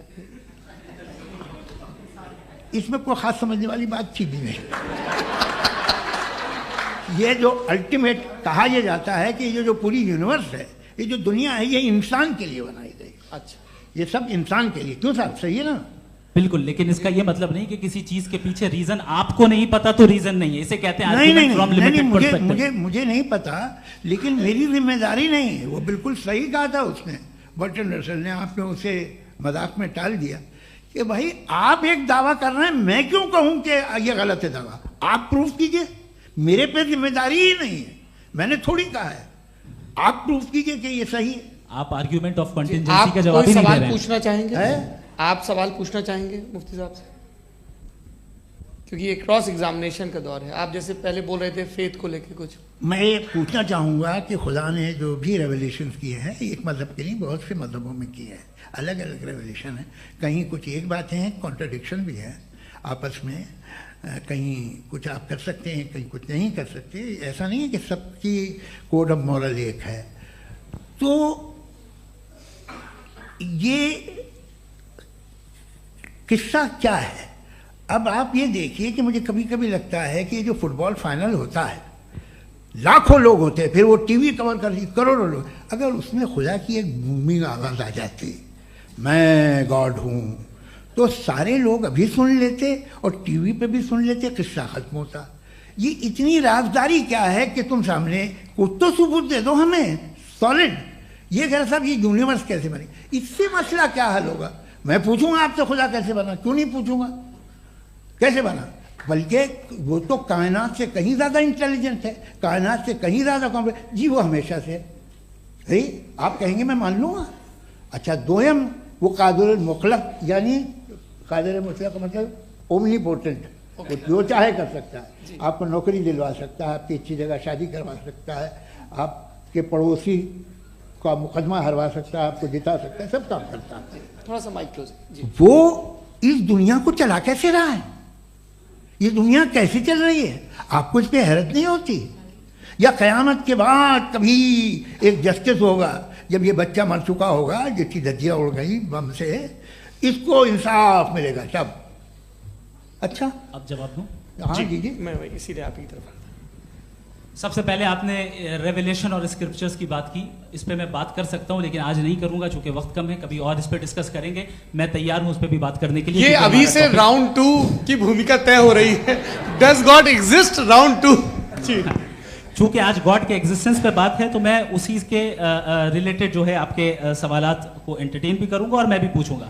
आपने कहा कि आपने साबित ही नहीं किया, जबकि आर्ग्यूमेंट ऑफ कॉन्टिजेंसी बुनियादी आर्ग्यूमेंट है। आप मुझे कॉन्टिजेंसी का मतलब बताइए, आपका मतलब क्या? कॉन्टिजेंसी कॉन्टिजेंसी का मतलब यह हुआ कि हर वो वजूद जो किसी भी चीज का पाबंद है, हर वो वजूद या हर वो चीज जो अपने एग्जिस्टेंस में किसी भी चीज के पाबंद है और उससे बाउंड है, उसको उसकी जरूरत है, उस पर डिपेंड करती है, तो जाहिर सी बात है कि उसका कोई ना कोई कॉज होता है। ये तो अक्ल की बात है।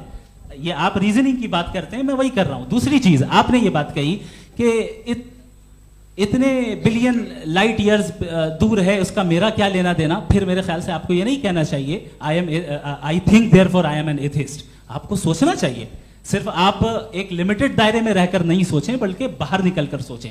आपने तीसरा सवाल किया, आपने 2-3 सवाल एक साथ। ऐसी बातें ना कीजिए, कुछ लोगों को इतराज हो जाएगा आप पे कि आप कुछ भी सोचिए। ये इजाजत आपको है नहीं, मुझे है।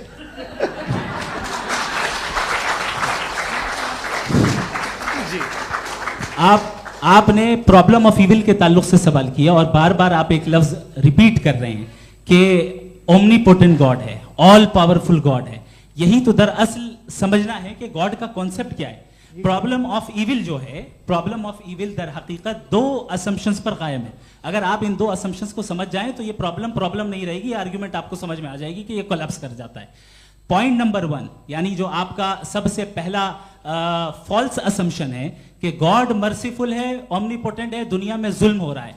लेकिन आपको यह समझना चाहिए कि हमारे वर्ल्ड व्यू के मुताबिक गॉड सिर्फ ओमनीपोटेंट और सिर्फ मर्सीफुल नहीं है, बल्कि वो ऑल वाइज भी है और वो ऑल नोइंग भी है। उसके हर काम के पीछे हिकमत और विजडम है। ये कोई जरूरी नहीं है कि वो हिकमत और विजडम आपको समझ में आए या मुझे समझ में आए। अगर आप जो समझ रहे हैं उसके मुताबिक आप फैसला कर रहे हैं, ये लिमिटेड पर्सपेक्टिव से आर्ग्यूमेंट है। और इस चीज को हम अपनी दुनिया में, अपने लाइफ में, डेली लाइफ में इस प्रिंसिपल को एक्सेप्ट करते हैं। हम जब किसी डॉक्टर के पास जाते हैं, डॉक्टर के पास जाकर वो अगर उसने हमें कोई दवाई दी है तो हम ये तो नहीं कहते कि जब तक आपके पास जितना नॉलेज और जितना विजडम नहीं है, आपने क्यों ये दवाई दी है, तब तक हम इस चीज को एक्सेप्ट नहीं करेंगे।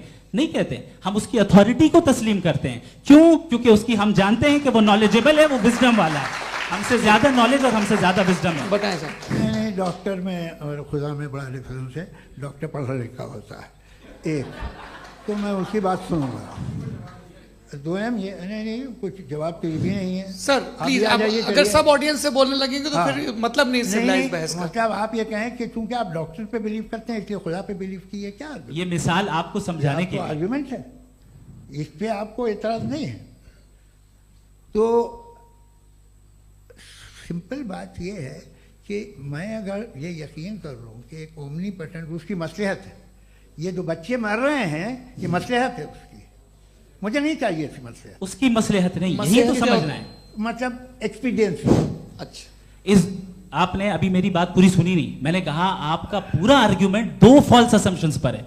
एक फॉल्स असम्पशन मैंने बता दिया, दूसरा फॉल्स असम्पशन ये है कि इस दुनिया में इविल के होने का कोई गुड रीजन नहीं है, जबकि हमारे पास बाज रीजंस मौजूद हैं, हमारे पास बाज वजूहात मौजूद हैं। अगर इस दुनिया में इविल ना हो तो आप गुड को डिफाइन कैसे करेंगे?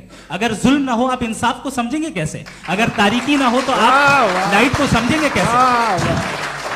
बहुत अच्छे। अभी और सुन लें, अभी और बाकी है। ये तो बात बहुत पसंद आई साहब मुझे, कि जब तक रेप ना हो तब तक औरतों की इज्जत का ख्याल आपने मेरा जवाब पूरा सुना ही नहीं। जब तक के बच्चों का कत्ल ना किया जाए तब तक आपको बच्चों की मासूमियत की इज्जत। आपने पूरा जवाब सुना ही नहीं। क्या बात है, क्या आपने नुक्ता निकाला? आपने पूरा जवाब सुना ही नहीं। आप सुन लें, मेरी बात सुन लें। ये मैंने आपको एक चीज बताई। दूसरी चीज, इस दुनिया में हम आए हैं टेस्ट के लिए, हमारा टेस्ट हो रहा है और हर इंसान का अलग अलग अंदाज में टेस्ट होता है। और इस दुनिया में अगर इविल मौजूद है तो वो इविल जरिया है हमारे अंदर ह्यूमन नोबल क्वालिटीज को डेवलप करने का और अलग अलग फील्ड में प्रोग्रेस करने का। और अगर हमारे अंदर और इस दुनिया में इविल नहीं होता तो बताइए टेस्ट का मतलब क्या होता? अगर मैं अपने स्टूडेंट को एमसीक्यूज दूं और उसमें सिर्फ राइट आंसर लिख कर दे दूं और कहूं तुम्हारा टेस्ट हो गया, ये मीनिंगलेस है। इस दुनिया में अगर हम टेस्ट के लिए आए हैं तो जाहिर है गुड एंड इविल दोनों मौजूद है। तो अगर गुड एंड इविल दोनों मौजूद है तो ये इविल भी खुदा का बनाया हुआ है। जी हाँ, खुदा का बनाया हुआ है। लेकिन अच्छा, चलो अच्छी बात। जी बिल्कुल, तो बिल्कुल खुदा ने बनाया। अभी तो ये है कि जो मेजॉरिटी है दुनिया में वो इविल है, तो ये खुदा एक्चुअली इविल के साइड पे लग रहा है मुझे। बिल्कुल भी नहीं, मैं बताता हूं। मेजॉरिटी में तो वो है। क्या बात कर रहे हैं भाई आप? कोई भी जो मुंसिफ होगा, चाहे आपका अपना घर हो जिसके आप सबसे बड़े हैं, चाहे आपकी ऑर्गेनाइजेशन हो जो आप चलाते हैं, वहां पर आप इविल रखेंगे साबित करने को कि बाकी लोग शरीफ हैं। मेरी बात सुनिए, क्या ये आर्ग्यूमेंट ही गलत है? अगर कि जब तक के कोई इविल नहीं होगा तब तक के शरीफ आदमी शरीफ नहीं लगेगा। अगर एग्जामिनर गलत ऑप्शन दे रहा है तो एग्जामिनर इविल नहीं हो गया, जो गलत ऑप्शन को सेलेक्ट कर रहा है वो फेल होगा। क्रिएटर ने इविल को बनाया है लेकिन वो इविल नहीं है। अच्छा सुनिए मेरी बात, let me complete sir. Creator ने इविल को बनाया है टेस्ट के लिए, वो इविल नहीं है। इविल वो होगा जो उसे इख्तियार करेगा। छुरी को बनाने वाला गलत नहीं होता है, छुरी का गलत इस्तेमाल करने वाला गलत होता है। रेप को कैसे गलत इस्तेमाल करते हैं? रेप इंसान के फ्री विल का नतीजा है। ये रेप कैसे गलत इस्तेमाल होता है? ये अब सुन ले, गलत इस्तेमाल होता है। हाँ मैं बता रहा हूँ ना, कैसे गलत? मैं बता रहा हूँ कि जो इविल इस दुनिया में मौजूद है उसके कई सारे तरीके हैं। एक तरीका इंसान का अपना फ्री विल है। अब अगर कोई रेपिस्ट रेप कर रहा है तो इसका गॉड का कसूर नहीं है, वो अपने फ्री विल का गलत इस्तेमाल कर रहा है, उसको सजा मिलनी चाहिए। अच्छा। और उसी के लिए जहन्नम बनाई गई है। ये फ्री विल का भी बड़ा चक्कर। आप जब कोई बुरा काम करते हैं या कोई बुराई होती है तो ये कहा जाता है कि ये फ्री विल है। 7 billion free wills are moving on this planet. 7 billion free will. और एक आदमी अपनी फ्री विल से मुझे कत्ल कर दे तो मैं खुदा की मर्जी से मरा हूं कि इसकी फ्री विल की वजह से? मेरी मौत खुदा के हाथ है या ये फ्री विल वाले के हाथ है? खुदा ने फ्री विल का निजाम बनाया है और उस निजाम का गलत इस्तेमाल करके कोई आपको मार रहा है, इस्तेमाल करके मेरा कत्ल कर देता है। अब मेरी मौत का जिम्मेदार कौन है? वो इंसान जिम्मेदार है। वो इंसान। जी। तो ये कहना कि और उसको सजा मिलेगी। तो अब आप आगे चलिए कि ये तय करना कि अल्लाह ही या खुदा, सॉरी अल्लाह ने, खुदा ही जिंदगी देता है, खुदा ही मौत देता है, ये गलत है। बिल्कुल गलत नहीं है। हाँ, नहीं, निजाम उसी ने बनाया फ्री विल का। निजाम मौत और हयात का उसी ने बनाया। You are contradicting yourself. अभी आपने कहा कि एक आदमी ने फ्री विल से आपको मार दिया, इसमें उसे फ्री विल दी गई थी, उसने गलत इस्तेमाल किया। 7 billion free wills are moving on this planet और आप चाह रहे हैं कि मैं सिर्फ खुदा का ध्यान करूं। ये 7 बिलियन फ्री विल्स को मुझे लुक आफ्टर करना पड़ेगा कि नहीं? ये तो तबाहियां कर रही हैं और तबाहियां ज़्यादा हो रही हैं। बिल्कुल। तो अगर आप बताएं अगर खुदा नहीं है फॉर एग्जाम्पल, तो आप इविल को कैसे डिसाइड करेंगे? यानी how can you define evil objectively without God? देखिए, दुनिया में 2 तरह के जानवर हैं। एक जो अकेले रहते हैं जंगल में और एक जो ग्रुप्स में रहते हैं। ग्रुप में जो भी रहेगा, चाहे वो आपका फाउंडेशन हो, चाहे कोई क्लब हो, चाहे कोई पॉलिटिकल पार्टी हो, चाहे कोई यूनिट हो, उसमें आपको इंटरैक्ट करने के रूल बनाने पड़ेंगे। यानी लोग तय करेंगे। लोग तय करेंगे। अगर लोगों ने यह तय किया कि किसी का रेप करना सही है, आप जस्टिफाई करेंगे? नहीं, आपका फाउंडेशन तो ये हो गया ना कि लोग इविल डिसाइड करेंगे। नहीं, अरे दुनिया में ऐसे ग्रुप्स हैं जो रेप को जायज़ मानते हैं सर्टेन हालात में। मैं डिटेल में नहीं जानूंगा, आप भी जानते हैं। ये जो आईसिस वाले थे, इन्होंने क्या किया था, तो उन्होंने क्या किया उसका खुदा से कोई ताल्लुक नहीं है सर। मैंने सिंपल सवाल किया कि इविल को आप डिफाइन करते कैसे हैं? आइए वापस आइए जी। आप साथ में तभी रह सकते हैं जब कुछ आप ऐसे उसूल डेवलप करें जिसमें हर एक का बेसिक तहफ़्फ़ुज़, हर एक का बेसिक राइट हो और हर एक को कोई आराम मिले। यही तरीक़ा है किसी भी ऑर्गेनाइजेशन जिसमें एक से ज़्यादा लोग हैं और वो ऐसे चलती है ज़िंदगी। उसमें अगर आप गड़बड़ करेंगे तो तबाही होगी, नुकसान होगा, बर्बादियाँ आएंगी। और अगर उसमें आप घर ले लीजिए ना, एक हस्बैंड है, एक वाइफ है, बच्चे हैं, वालदा भी हैं, 2 बहनें भी हैं, एक भाई भी है। अब इसमें कोई निज़ाम आपको चाहिए साथ में रहने का और एक दूसरे पे भरोसा रहे, एक दूसरे के बहीख्वाह हों, एक दूसरे की मदद करें, ऐसी जिंदगी। सर आपकी बात आ गई। आप ये कह रहे हैं कि लोग डिसाइड करेंगे क्या सही है क्या गलत है, यही है? मेजॉरिटी डिसाइड करेगी क्या सही है क्या गलत है? अरे भाई बिल्कुल। मेजॉरिटी अगर ये कहे कि नाजी जर्मनी के साथ जिस तरह मेजॉरिटी थी कि जेनोसाइड करना सही, आप जस्टिफाई करेंगे? उस वक्त आपका ये सवाल सिर्फ उसके बाद क्लोजिंग। हाँ, उस वक्त प्लेनेट पे जो लोग थे उनमें कितने लोग हिटलर को सही समझते? अच्छा, प्लेनेट की मेजॉरिटी तय करेगी, सोसाइटी की नहीं। प्लेनेट की मेजॉरिटी गॉड के एग्जिस्टेंस को सही मानती है, आप क्यों नहीं मानते? ये हेलो ये क्रॉस क्वेश्चन का राउंड यहाँ पर समाप्त होता है। और ये बड़ा अच्छा है कि इस तरह से फ्रेगमेंट कर दिया गया है ताकि जो मरकरी ऊपर जा रहा है नीचे जवाब दे दूं। जी। प्लेनेट की ज़्यादातर मेजॉरिटी कुछ दूसरे मजहबों के खुदा को मानती है। आप उन्हें क्यों नहीं? आप तो मेजॉरिटी की बात कर रहे हैं। ये क्लोजिंग आप ये कह रहे हैं इविल और गुड को डिसाइड मेजॉरिटी करेगी। मेजॉरिटी जो कर दे वो सही हो जाएगा। क्लोजिंग इसको जैसा आप ही लोगों ने तय किया है उसी फॉर्मेट को फॉलो कर लेते हैं। भाई मैंने तो भले लोगों पे एतबार किया और तब मॉडरेशन तय किया। जी, आपके पास 5 मिनट का वक्त है, क्लोजिंग आर्ग्यूमेंट है, उसके बाद हम ऑडियंस से क्वेश्चन आंसर लेंगे जावेद साहब की क्लोजिंग आर्ग्यूमेंट के बाद। ओके, बहुत शुक्रिया जी। हमारा जो टॉपिक है डज गॉड एग्जिस्ट, मैं इस पे इतने एकेडमिक तैयारी करके आया था, मुझे था कि मैंने सोचा था कि कई सारे मैं आर्ग्यूमेंट्स दूंगा, लेकिन वक्त की भी किल्लत और जावेद साहब बार बार इधर उधर चले जा रहे थे तो उसको भी थोड़ा एंटरटेन करना पड़ गया। डज गॉड एग्जिस्ट पे मैं एक ही आर्ग्यूमेंट दे पाया, आर्ग्यूमेंट्स बहुत हैं और डेफिनेटिव आर्ग्यूमेंट्स हैं, और मेरे आर्ग्यूमेंट को किसी एक राउंड में भी इन्होंने एंटरटेन नहीं किया और रेफ्यूट नहीं किया, एक राउंड में भी नहीं, एक राउंड में भी नहीं, और ना ही अभी अभी आपका क्लोजिंग आर्गुमेंट आएगा नहीं, वो उसमें। बता देना। Argument of contingency sir. अरे मैं आपसे कई बार कह चुका हूं कंटीजेंसी का मतलब अब मैं कैसे सर, समझाऊं प्लीज, आपको और, आपस में, हाँ, आप और प्लीज, कितने प्लीज, आसानी से समझाऊं मैं, मुझे तो नहीं समझ में आ रहा है बस। आप अपनी- sir, argument sir, of contingency Urdu में बोल सकते हैं। हाँ, आप अपनी बात पूरी कर ले जी। आखिरी 4 मिनट। दूसरी चीज, just a minute please ma'am, can I talk?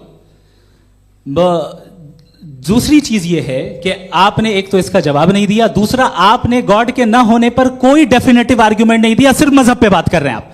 मजहब तो आज हमारा टॉपिक ही नहीं था, आज तो हमारा टॉपिक हो, आप मजहब से ले लेकर आईएस तक चले गए, भाई हमारा क्या ताल्लुक है उससे? We condemn them. और उसका गॉड से क्या ताल्लुक है? अगर कोई गलत काम कर रहा है, किसी ने किसी को कत्ल किया, किसी ने किसी का रेप किया, उसको सजा मिलनी चाहिए, और आपके पास कोई भी rational strong foundation of morality नहीं है। आपने कहा कि मेजॉरिटी तय करेगी सोसाइटी की, वो सही होगा। मैंने कहा हिटलर को फिर आप सही कहेंगे, नहीं नहीं नहीं नहीं, प्लैनेट की सोसाइटी की मेजॉरिटी तय करेगी। तो प्लैनेट की मेजॉरिटी गॉड के एग्जिस्टेंस को मानती है, आप कह रहे हैं ये रिलीजियस है, तो यानी आपके पास कोई स्ट्रॉन्ग फाउंडेशन नहीं है ऑब्जेक्टिव मोरालिटी का। ऑब्जेक्टिव मोरालिटी का अगर कोई फाउंडेशन है तो वो सिर्फ गॉड है, गॉड है, गॉड है। थैंक यू जी, ये मुफ्ती शमाइल नदवी साहब का क्लोजिंग आर्ग्यूमेंट था। अब हमारे पास जी, जी ये बड़ा अच्छा है कि दोनों लोगों को मॉडरेटर से शिकायत भी और बोल रहे भाई हमारी शाबाशी भी तो करते चलो। अब मेरी बात जी, आपके पास जावेद अख्तर साहब 5 मिनट का वक्त है, ये आपका क्लोजिंग आर्ग्यूमेंट है, टाइम रीसेट कर दें जी। देखिए, बहुत सारी बातें हैं। गॉड का डेफिनेशन दुनिया के किसी भी रिलीजन में है कि वो ओमनीपोटेंट है, ओमनीप्रेजेंट है, he is just, he is kind, he loves you and so on. मैं जब दुनिया देखता हूँ तो मुझे कोई ऐसा सुप्रीम पावर यहाँ दिखाई नहीं देती है जो इंसान की बहबूदी के लिए कुछ कर रही हो, कमज़ोर को बचा रही हो, मदद कर रही हो, जालिम को पीछे हटा रही हो। मैं नहीं देखा, तारीख़ में नहीं। एक तो अगर है और ये देख रहा है तमाशा, तो उसका होना न होना बराबर है।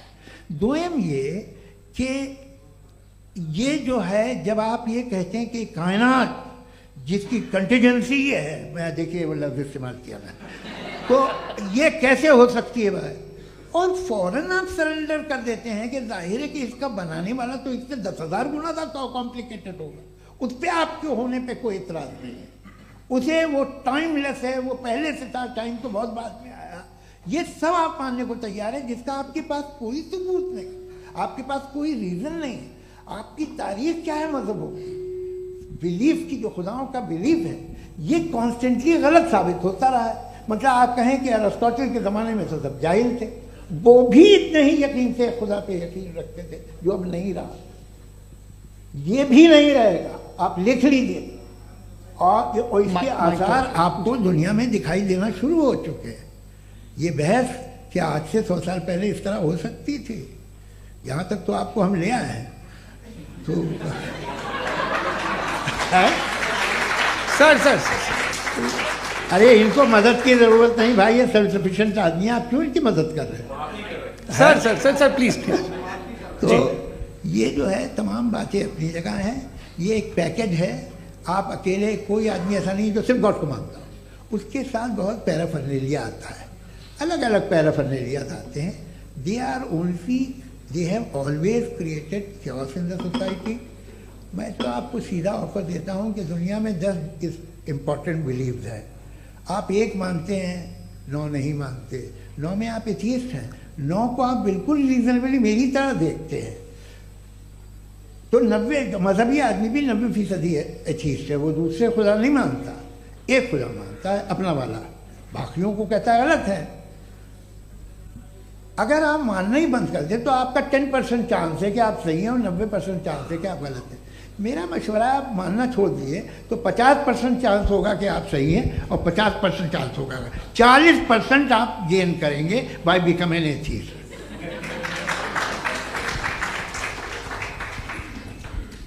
ये एक फरसूदा ख्याल है ये ख़त्म हो रहा है। हो सकता है मेरी ज़िंदगी में ना हो, लेकिन ये हो जाएगा। जो बातें ये इनको आप मेटाफिज़िकल ये वो ऐसे रिस्पेक्टेबल टर्म दे दिए, ये तो उन लोग के हैं जिन्हें ना फिज़िक्स मालूम थी ना मेटा मालूम था, ये उन्होंने आपको दिए हैं। जी बहुत शुक्रिया आप दोनों लोगों का। और अब इस बातचीत का आखिरी राउंड शुरू होगा, डज गॉड एग्जिस्ट की ये बहस मुफ्ती शमाइल नदवी और जावेद अख्तर साहब के बीच। आप लोग अपने अपने हाथ ऊपर करेंगे, मैं यहाँ से तय करूँगा। और माइक हमारे पास है क्या? एक ही माइक है ऑडियंस के लिए? 2 माइक है, एक इस तरफ एक इस तरफ, ठीक है। तो जी सबसे पहले हमारी सहयोगी हैं मारिया शकील जी, पूछे सवाल। थोड़ा सा रुकेंगे ताकि कैमरे का फ्रेम आप पर आ जाए, आपकी तो प्रैक्टिस है टीवी की। जी नदवी साहब, मैं खुदा को मानती हूँ, पहले मैं इसी प्रमाइस से शुरू कर रही हूँ और ये बता रही हूँ आपको, मैं मानती हूँ। लेकिन कुछ सवाल हैं जो जावेद साहब ने उठाया, उसका जवाब आपको देना चाहिए। पहला सवाल ये कि गज़ा में सालों से छोटे बच्चे मर रहे हैं, वो उनको अगर खुदा मर्सीफुल है, हम मानते हैं कि अल्लाह ताला में बहुत ताकत है, तो वो बच्चे क्यों मर रहे हैं? दूसरी बात ये कि अगर कंटिजेंसी की जो आप बात करते हैं, पूरे मुस्लिम ममालिक मिल करके भी उन गज़ा के बच्चों को क्यों नहीं बचा पा रहे हैं? क्योंकि अगर वो चाहते, क्योंकि अल्लाह ताला उन पर हुकूमत करते हैं, सब पर हुकूमत करते हैं, तो वो उनको क्यों नहीं बचा? जी थैंक यू वेरी मच। बहुत अच्छा किया आपने इस चीज़ को जिक्र कर दिया, मैं इसको और अच्छे से एक्सप्लेन करने की कोशिश करता हूँ। देखें, जहाँ तक आपने कहा कि गज़ा के बच्चों को मारा जा रहा है, देखें 2 वर्ल्ड व्यू है, एक एथीस्टिक वर्ल्ड व्यू, एक थीस्टिक वर्ल्ड व्यू है। बच्चे मर रहे हैं दोनों वर्ल्ड व्यू में, लेकिन हमारा वर्ल्ड व्यू कह रहा है कि रिकॉम्पेंस है, ये कह रहे हैं कि उनका मरना बेकार जाने वाला है, कोई उसका रिकॉम्पेंस नहीं है, चूंकि इनके यहाँ आखिरत और अल्लाह का कोई तसव्वुर या गॉड का कोई तसव्वुर नहीं है। आपने ये सवाल किया कि गॉड मर्सीफुल है, क्यों नहीं रोकता? ये मैंने बताया कि ये मिसकंसेप्शन है लोगों के दरमियान कि गॉड को सिर्फ मर्सीफुल और ओमनीपोटेंट समझते हैं। गॉड के सिर्फ यही 2 एट्रीब्यूट्स नहीं हैं, गॉड के कई सारे एट्रीब्यूट्स हैं, उनमें से अल हकीम भी है, उनमें से ऑल वाइज भी है, ऑल नोइंग भी है। लिहाजा अगर इस दुनिया में किसी को तकलीफ आ रही है और गॉड उसको नहीं रोक रहा है, वो इसलिए नहीं रोक रहा है चूंकि इंसानों को फ्री विल दिया गया है। ठीक इसी तरीके से अगर एक डॉक्टर किसी छोटे बच्चे को इंजेक्शन लगा रहा है, उसे तकलीफ पहुंच रही है, उसके लिमिटेड पर्सपेक्टिव के एतबार से यह गलत हो रहा है और डॉक्टर बुरा है। लेकिन जब आप ब्रॉडर पिक्चर को देखेंगी, आपके और हमारे पास सिर्फ एक पिक्सल है, हमें इतना नजर आ रहा है कि गजा में कत्ल हो रहा है, लेकिन इसके पीछे कितना रिकॉम्पेंस उनको मिलने वाला है, पूरा पिक्चर गॉड के पास है। तो एक पिक्सल से आप पूरे पिक्चर को कभी भी जज नहीं कर सकती। आप इसमें कुछ जोड़ना चाहेंगे? आपको कुछ बोलना है इसमें? भैया आपने बहुत अच्छा जस्टिफिकेशन दिया, या आप वो जो वहाँ के प्राइम मिनिस्टर इजराइल के उन्हें भेजिए, वो बहुत खुश होंगे। आप जस्टिफिकेशन दे देना कि अगर गॉड नहीं है तो बच्चे क्यों मर रहे हैं, आप बताएं। वो ये सवाल पूछ रहे हैं कि अगर आप ईश्वर का अस्तित्व नहीं मानते हैं तो उन बच्चों की मौत को आप कैसे इंटरप्रेट करते हैं? भाई ये दुनिया जो है, जो ताकतवर लोग होते हैं वो एक नाइंसाफी करते हैं। तो ये अच्छा काम है आपके नजदीक, तो नेचर नाइंसाफी पे मबनी है। अरे मेरे भाई, आप नेचर की कहाँ बात कर रहे हैं, तो इंसान की बात। तो फिर जब मैं इंसान की बात कर रहा था, आप नेचर की बात करने लग गए। क्रॉस एग्जामिनेशन नहीं। हाँ, अब आप मुझे बोलने नहीं देंगे तो अलग बात है, आप बोलिए, मैं मुझे कोई जल्दी नहीं। जी नहीं, ये क्रॉस एग्जामिनेशन मुझे बोल तो लेने दीजिए। जी बोलिए। क्या बात ये है कि ह्यूमन सोसाइटी तभी साथ में रह सकती है जब वो मोहब्बत से, एकता से, एक दूसरे के एहतराम करके रहे। इसके अलावा पॉसिबल नहीं है, अकेले तो इंसान रह नहीं सकता। वहाँ पर कुछ लोग हैं जो फाउल करते हैं, वो फाउल हमेशा से तारीख में होता आया है। आज ये हो रहा है, जो हो रहा है बहुत बुरा हो रहा है, बहुत जालिमाना है, बहुत जाबराना है। उसको आप कहें कि ये बच्चों को कॉम्पनसेशन मिल जाएगा या इसकी इंजेक्शन है, इंजेक्शन तो हेल्थ के लिए दिया जाता है। आप ये कह रहे हैं कि ये बच्चों की जो धज्जियां उड़ रही हैं ये इंजेक्शन है, ये टेस्ट है, ये टेस्ट है, और उस टेस्ट में उनको ऐसा रिकॉम्पेंस मिलेगा जो आपके तसव्वुर के बाहर है। ये आप 3 बरस के बच्चे को बारूद से उड़ा के टेस्ट ले रहे हैं। वाह, वो नहीं ले रहा है, खुदा नहीं उड़ा रहा है, इजराइल उड़ा रहा है। जी, ये तो उसको कंडेम करें। अगला सवाल लेते हैं प्रोफेसर पुरुषोत्तम अग्रवाल। मुफ्ती साहब, एक निवेदन आपसे है कि कम से कम थोड़ा सा माइक क्लोज एक रिलीजियस और फिलोसफिकल कर मैम प्लीज। एक रिलीजियस और फिलोसफिकल ट्रेडिशन है जो ब्रह्मांड को यानी यूनिवर्स को ही अंतिम मानती है। सर्वम खलु इदम ब्रह्मम, this is Chandogya Upanishad, and it completely rules out the existence और नेसेसिटी, आपके शब्दों में necessity of a creator. The creation itself is the creator. तो एक मिनट प्लीज। दूसरा जो सवाल आपने अभी, जो आप बार बार कह रहे हैं कि भगवान विद्वान भी है, वाइज, सब जानने वाला, तो अगर विजडम में दुनिया भर के पापों और अत्याचारों को बर्दाश्त करना शामिल है, तो फिर इसका मतलब ये हुआ कि अगर मैं फ्री विल से उसको अपोज करता हूं तो ईश्वर की विजडम और मेरी फ्री विल में कॉन्ट्राडिक्शन है। Because when I am opposing whatever is happening in Gaza, then I am opposing the God's will और गॉड्स विजडम। जवाब लेते हैं क्योंकि तो गॉड की विजडम में, एक मिनट सर प्लीज सर, ये एक जुमला, गॉड की विजडम है कि गाजा में जो कुछ हो रहा है वो हो रहा है, मैं उसका अपोज कर रहा हूं, तो मैं गॉड की विजडम के खिलाफ जा रहा हूं। एक सवाल। दूसरा ये नहीं आपने दो ऑलरेडी। सर आप और सवाल कर लें, लेकिन मुझे दो जवाब दे सर, दीजिए। पहले आपने ये कहा, सुनिए मेरी बात सुनिए। भाई इजराइल के गॉड के मुताबिक तुम्हारा ठीक हो रहा है ना? नहीं हो रहा है, ठीक नहीं हो रहा है। मैं बता रहा हूँ क्या हो रहा है। आप तशरीफ रखिए, मैं बता रहा हूँ क्या हो रहा है। Let me complete please. एक सेकंड गाइस, एक सेकंड। ये देखिए, ऐसा है कि ये सब बड़ा आपस में विचार विमर्श के बाद ये तय हुआ था कि कुछ नियम बना लिए जाएं ताकि एक टाइम बाउंड बातचीत चले। और भाई साहब, आप बड़ा जरूरी काम कर रहे हैं, लेकिन कैमरे के फ्रेम में आके उस काम को गड़बड़ कर दे रहे हैं। ठीक है गुरु, अब मेरे को कहीं का गुस्सा कहीं निकालना था, सॉरी। नहीं, कोई गुस्सा नहीं है जी। तो प्रोफेसर ने सवाल पूछे, आप उनके जवाब दें, और थोड़ा ये सब लोग थोड़ा ख्याल रखें भाई, सवाल संक्षिप्त रखें जी। आपने दो सवाल किया। सबसे पहला ये कहा कि हमारे पास ये कॉन्सेप्ट है कि ये यूनिवर्स खुद नेसेसरी बीइंग है, creation itself is the creator. How irrational is this कि मैं एग्जिस्ट करूंगा बाद में, लेकिन अभी एग्जिस्ट कर भी रहा हूं, यानी एक ही टाइम में एग्जिस्ट भी कर रहे हैं, नहीं भी कर रहे हैं। This is not true. दूसरी चीज, आपने कहा कि अगर इजराइल में, सॉरी माफ कीजिएगा, Israel doesn't exist, occupied Palestine में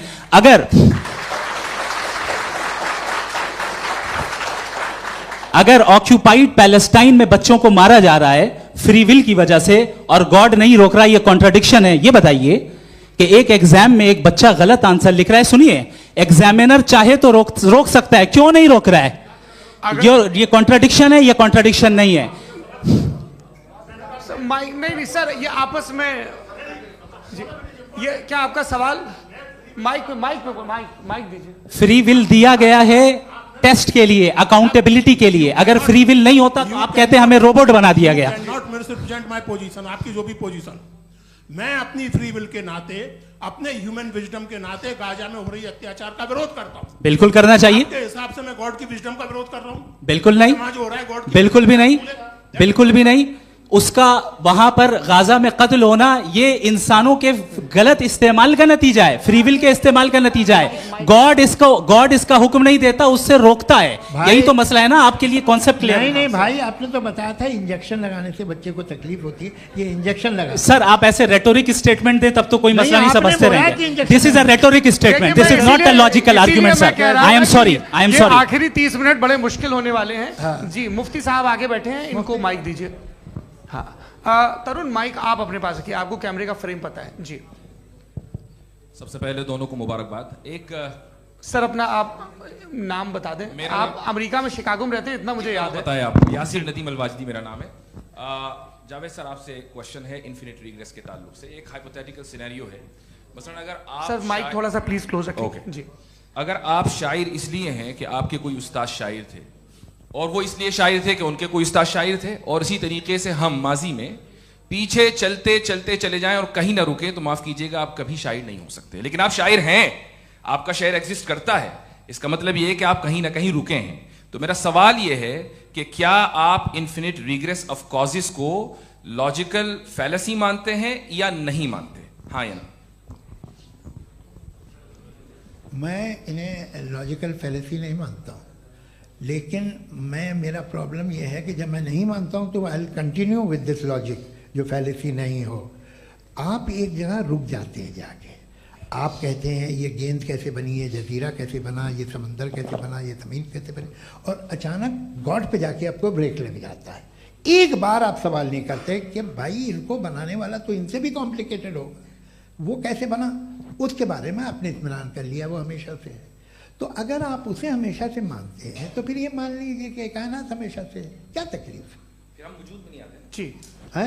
हम मौजूद नहीं। अच्छा सर क्यों नहीं हो मैं सकते? बताऊंगा प्लीज प्लीज। जैसे मैंने मिसाल दी आपके शेर, आपका शेर कभी वजूद में ना आता अगर शायर इसी तरह चलते रहते हमेशा। जी माइक मेरे ख्याल से एक सेकंड, इन्फिनिट रिग्रेस का कॉन्सेप्ट क्लियर नहीं हो जी। पाया, ऐसे रहने दें, लेट्स मूव ऑन सर। ठीक है। हाँ, थोड़ा सा मॉडरेटर का भी ख्याल रखें। नहीं आपने तो रखा है, आपने रखा है। यहाँ पे गौहर रजा साहब हैं, वो भी एक सवाल पूछना चाहते हैं। माइक यार नीचे से ऑन कर दिए नीचे। पहले तो ये कह दूं कि मैं उन बच्चों से शर्मिंदा हूं जिनको गजा में कत्ल किया गया, क्योंकि हमारे होते हुए कत्ल किया गया। लेकिन उससे ज़्यादा शर्मिंदगी इस बात से हुई कि मुझे लगा कि मुफ्ती साहब उसको जस्टिफाई कर रहे हैं। बिल्कुल भी नहीं, आप बहुत ही गलत मुझे बात लगा कह मैं गलत हो सकता हूं। बिल्कुल गलत मैं है। सवाल पूछ रहा हूं। सवाल मैं देखिए, सवाल अगर पूछ रहा हूं। एक मैं सेकंड, जावेद भाई गौर से साहब, एक डिसएग्री सेकंड, करता गौर साहब, हूं। एक सेकंड देखिए, अगर देखिए ऐसा एक सेकंड आप सर वेट अरे आप कुछ मेरे पहले मुझे अपनी बात क्या लेने दीजिए। अगर ऑडियंस तय करेगी तो फिर मॉडरेटर का मतलब नहीं। मेरा आप सबसे ये कहना है, ये बहस दो लोगों के बीच में है, एक तरफ मुफ्ती साहब, एक तरफ जावेद साहब। पिछले 1.5 घंटे से ये लोग अपने अपने तर्क रख रहे हैं। आपकी इनसे इत्तेफाकी हो सकती है, ना इत्तेफाकी हो सकती है। मेरे उस्ताद मुझे सिखा गए हैं कि मुखामुखम में असहमति की गुंजाइश बची रहनी चाहिए। अगर मैं आपकी बहुत इज्जत करता हूं गौहर साहब, आपने जो कमाल की किताबें लिखी, साइंटिफिक टेम्परामेंट, लेकिन मेरी ये गुजारिश है आप सबसे कि यदि आप इन लोगों ने जो बोला उन पर टिप्पणियां करेंगे तो ना वक्त की पाबंदी रहेगी, ना वो अनुशासन। आप सवाल पूछ लें, उस सवाल में जो बात आ जाए वो आ जाए। मैं जावेद साहब से डिसएग्री करता हूं, इसलिए जावेद साहब से सवाल पूछ रहा हूं। आपका सवाल जावेद अख्तर साहब से। और सवाल यह है मेरा कि जावेद साहब ने कई बार लॉजिक का इस्तेमाल किया कि साइंस में लॉजिक है और रिलीजन में लॉजिक नहीं है। मेरा ख्याल यह है कि रिलीजन में भी लॉजिक है, लेकिन उस लॉजिक की बेसिस यह है कि आप रुक जाते हैं, जिसका जिक्र जावेद साहब ने बार बार किया, यानी खुदा के तसव्वुर पे आते हुए, गॉड के तसव्वुर पे आते हुए रुक जाते हैं। और इसमें सवाल पूछना मतलब फॉरबिडन होता है। सवाल यह है कि क्या जावेद साहब इससे एग्री करते हैं कि साइंस की लॉजिक अलग है और रिलीजन की लॉजिक अलग है? बताइए सर। देखिए, 3 चीज़ें हैं, साइंस है, एक है मंतिक है, इस्तिदलाल है, और एक जो है कुछ भी नहीं है, फेथ है, अकीदा है।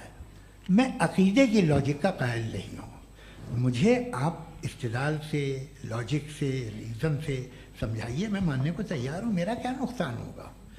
लेकिन ये कि अकीदे पे मैं नहीं जा सकता हूँ। अकीदे का मतलब है कि तुम ये मान लो, सवाल ना करो, ये नहीं।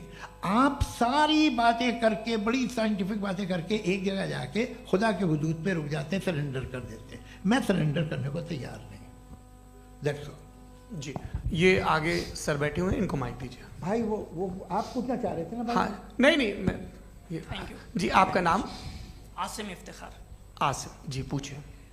सर, जावेद सर से सवाल है कि आपने अपने माइक थोड़ा करीब अपने क्लोजिंग स्टेटमेंट में बात कही थी कि मज़हब का जो फ्यूचर है वो ज़्यादा दिन नहीं जाने वाला है। लेकिन मैं देख पा रहा हूँ कि जो ऑक्सफोर्ड यूनिवर्सिटी की एक स्टडी है 2011 में हुई है, जिसके 50 एकेडमिशियंस ने इसको अंजाम दिया था, उसमें वो ये कहते हैं कि जो फेथ इन गॉड है वो इनबिल्ट है ह्यूमन नेचर के अंदर, जिसको हम कहते हैं फितरत के अंदर शामिल है वो। और वो ये कहते हैं कि अगर कोई ये समझता है कि मज़हब को वो ख़त्म कर देगा तो ये उसकी गलत फहमी है। तो आप इसके बारे में, इस स्टडीज़ के बारे में क्या कहते हैं? ठीक है, मैं उनसे एग्री नहीं करता हूँ। वो कौन से प्रोफेसर होंगे? ऐसा उनके क्या पास डेटा है, इन्होंने डेटा के बेस होगा। डेटा क्या हो सकता है? फ्यूचर का डेटा तो नहीं हो सकता ना उनके पास, प्रेजेंट का डेटा हो सकता है। डेटा आपने सुना 100 साल पहले का बाद का डेटा? मैंने तो नहीं सुना आज तक।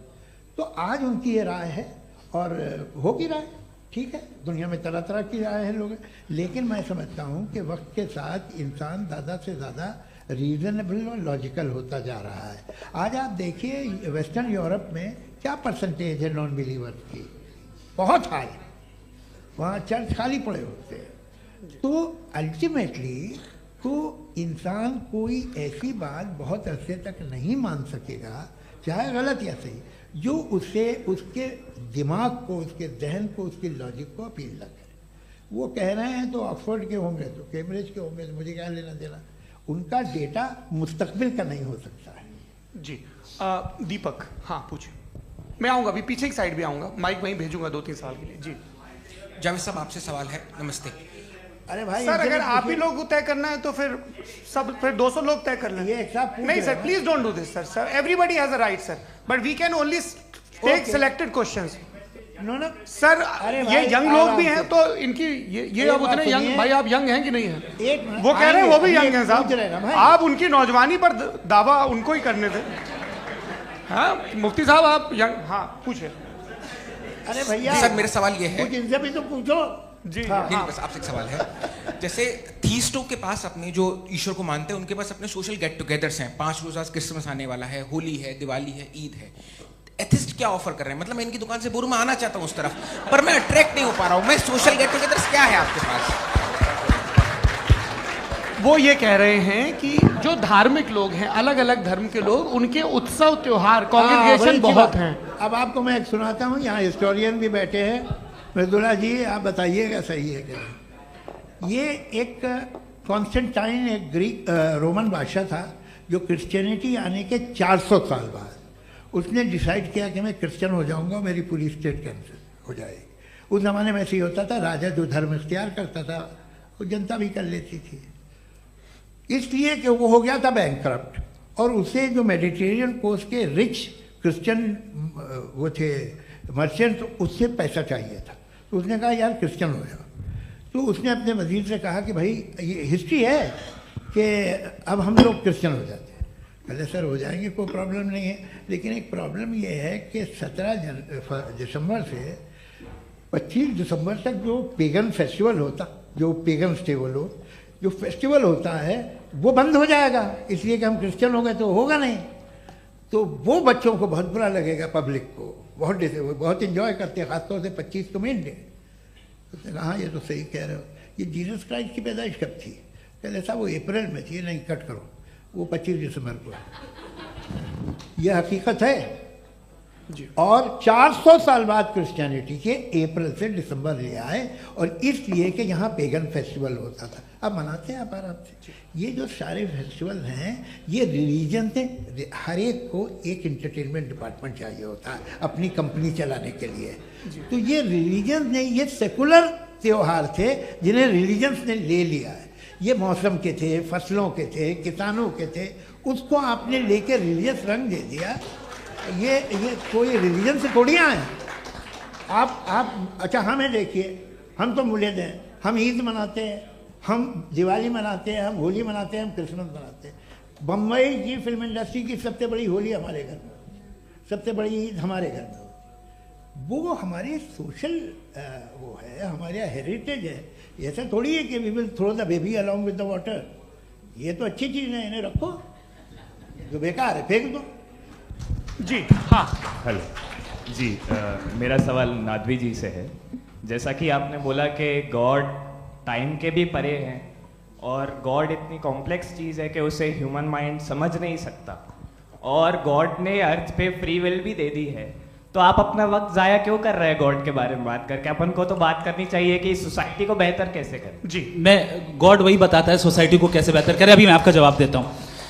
आपने कहा कि टाइम पे वो एग्जिस्ट नहीं करता, सो मेरा सवाल ये है कि जैसा आपने बोला कि गॉड बहुत ही कॉम्प्लेक्स चीज है। मैंने कहा ही नहीं कि कॉम्प्लेक्स है, तो आपके अल्फाज हैं।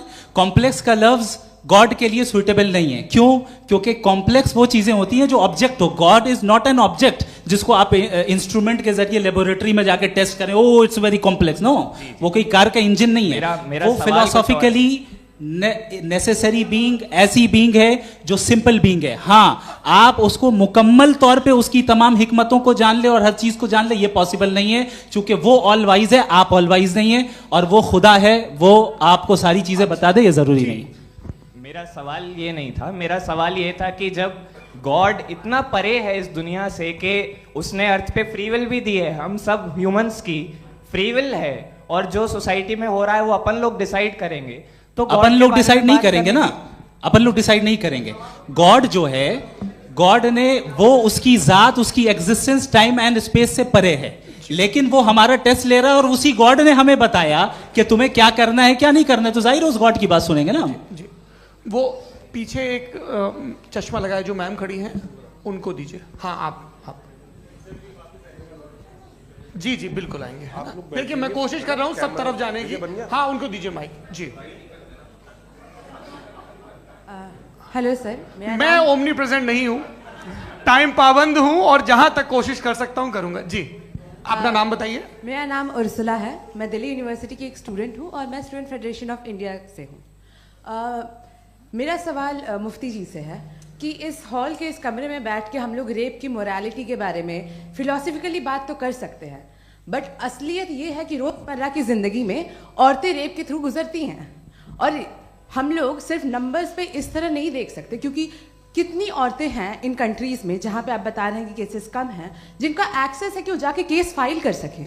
कितनी औरतें हैं जो जिनको काम करने की आज़ादी है उन कंट्रीज में। यूरोप में ये आज़ादी आ गई, यूरोप में ये रूल्स आ गए, तो हम आज उसके बारे में बात कर पा रहे हैं। जी, जवाब। आपने ये कहा कि कमरे में बंद होकर हम लोग इस पर फिलोसफिकली बात कर सकते हैं, लेकिन हकीकत में क्या हो रहा है, वो ग्राउंड लेवल पे क्या हो रहा है जो बहुत गलत हो रहा है, और वो सफ़र कर रही हैं। आई अग्री, बहुत गलत हो रहा है, और जो गलत हो रहा है उसको हमें रोकना है। और क्यों रोकना है, वो गलत क्यों है, हमारे पास इसका ऑब्जेक्टिव फाउंडेशन है, इनके पास उसका ऑब्जेक्टिव फाउंडेशन नहीं है। मैं ये कहना चाह रहा हूं कि जहां पे भी जुल्म हो रहा है, जहां पे भी औरत पे जुल्म हो रहा है, या उसकी इज्जत लूटी जा रही है, या उसे तकलीफ पहुंचाई जा रही है, और सिर्फ औरत नहीं, किसी इंसान के ऊपर भी जुल्म हो रहा है, तो उसके खिलाफ खड़ा होना, ये मॉरलिटी हमारे पास गॉड के पास से आई है। वरना जावेद साहब तो कह रहे हैं कि जो है मेजॉरिटी डिसाइड करेगी, तो मेजॉरिटी तो कभी भी बदल सकती है। क्या आप हाँ। ये थोड़ी सी आपको गलतफहमी है। मैं अगर मेरे जुमले से ये मदना निकला या मैंने कहा, तो ये जुमला मैं वापस लेता हूँ, ये मेरा मतलब ही नहीं था कि मेजॉरिटी डिसाइड करेगी। मेजॉरिटी डिसाइड करे तो दुनिया में बड़ी, वैसे आपने कहा था ये जुमला। अच्छा, हो सकता है, मैं मान रहा हूँ, बाद में रिकैप कर लेंगे। अरे एक सेकंड, मैं अपनी एक्सप्लेनेशन दे रहा हूँ। मुनासिब बात यह है कि हम सब के सब दिल में जानते हैं कि क्या अच्छा है क्या बुरा है, हमें पता है अच्छी तरह से। जो लोग बुरे काम करते हैं उन्हें भी मालूम अच्छा क्या है। यही तो सवाल था हजरत कि फिर ये मोरालिटी आई कहां से? Cross examination. हाँ जी, हाँ। मोरालिटी साथ रहने की डिजायर से आई, यानी साथ रहकर जो कुछ कह दे, जो कुछ कर दे, वो हो जाएगा। नहीं, तो आप कायदे से रह ही कर सकते हैं जब तक लोगों में मोरालिटी हो, वरना क्यास हो जाएगा। ये आपको कैसे पता? जी, हमने देखा ना, जहाँ मोरालिटी का क्यास हो गया, हम देखते हैं। कहाँ पे देखते भाई? दुनिया में। आप जो कह रहे हैं, आप कहीं पे अगर गलत हो रहा है, इस बहस तो के उसको बाद आप गलत देखिए। आप एपिस्टेमोलॉजी की बात कर रहे हैं, मैं ऑन्टोलॉजी की बात कर रहा हूं। मैं इस बहस के बाद आप दोनों लोगों को चाय पे होस्ट करूंगा, वहां पे क्रॉस एग्जामिनेशन कर लीजिएगा। अभी ऑडियंस का हक मार रहे हैं आप लोग भाई, सर जस्ट लोग हैं आप लोग। और ये भाई ये उधर आएंगे, जी सर आएंगे। अच्छा सर, मेरा नाम लईकुर रहमान है और मैं अलीगढ़ मुस्लिम यूनिवर्सिटी का स्टूडेंट हूँ, और जहाँ तक मुझे पता है कि sir you are also product of Aligarh Muslim University. मैं भी उसी चमन का बुलबुल। हाँ सर, तो बहुत खुशी हुई मुझे जान करके कि मैं आपसे मिलूंगा। सवाल सर, मेरा सवाल यह है, सर सैयद अलैहिर्रहमा का नज़रिया यह था कि खुदा के वजूद को अक़ल के दायरे में रह कर के तलाश करना, न कि पूरी तौर से उसका इनकार कर देना। Sir, how will you define it? नहीं, तो ये तो आप इन्हें बताइए। ये सवाल आपसे खुदा का वजूद साबित कर रहे हैं, तो सर आपने इनकार कर रखा है, इस वजह से मेरा क्वेश्चन। उन्होंने यही एक सेकंड, सर सैयद ने यही कहा ना कि अकल से आप खुदा के वजूद को साबित नहीं कर सकते, यही कहा ना भाई। वो उन्होंने कहा कर सकते हैं और वो कर दिया गया आज। वो फोन दो। तलाश करना या साबित करना अकल से नहीं हो सकता। अरे सवाल तो सुन लीजिए जी।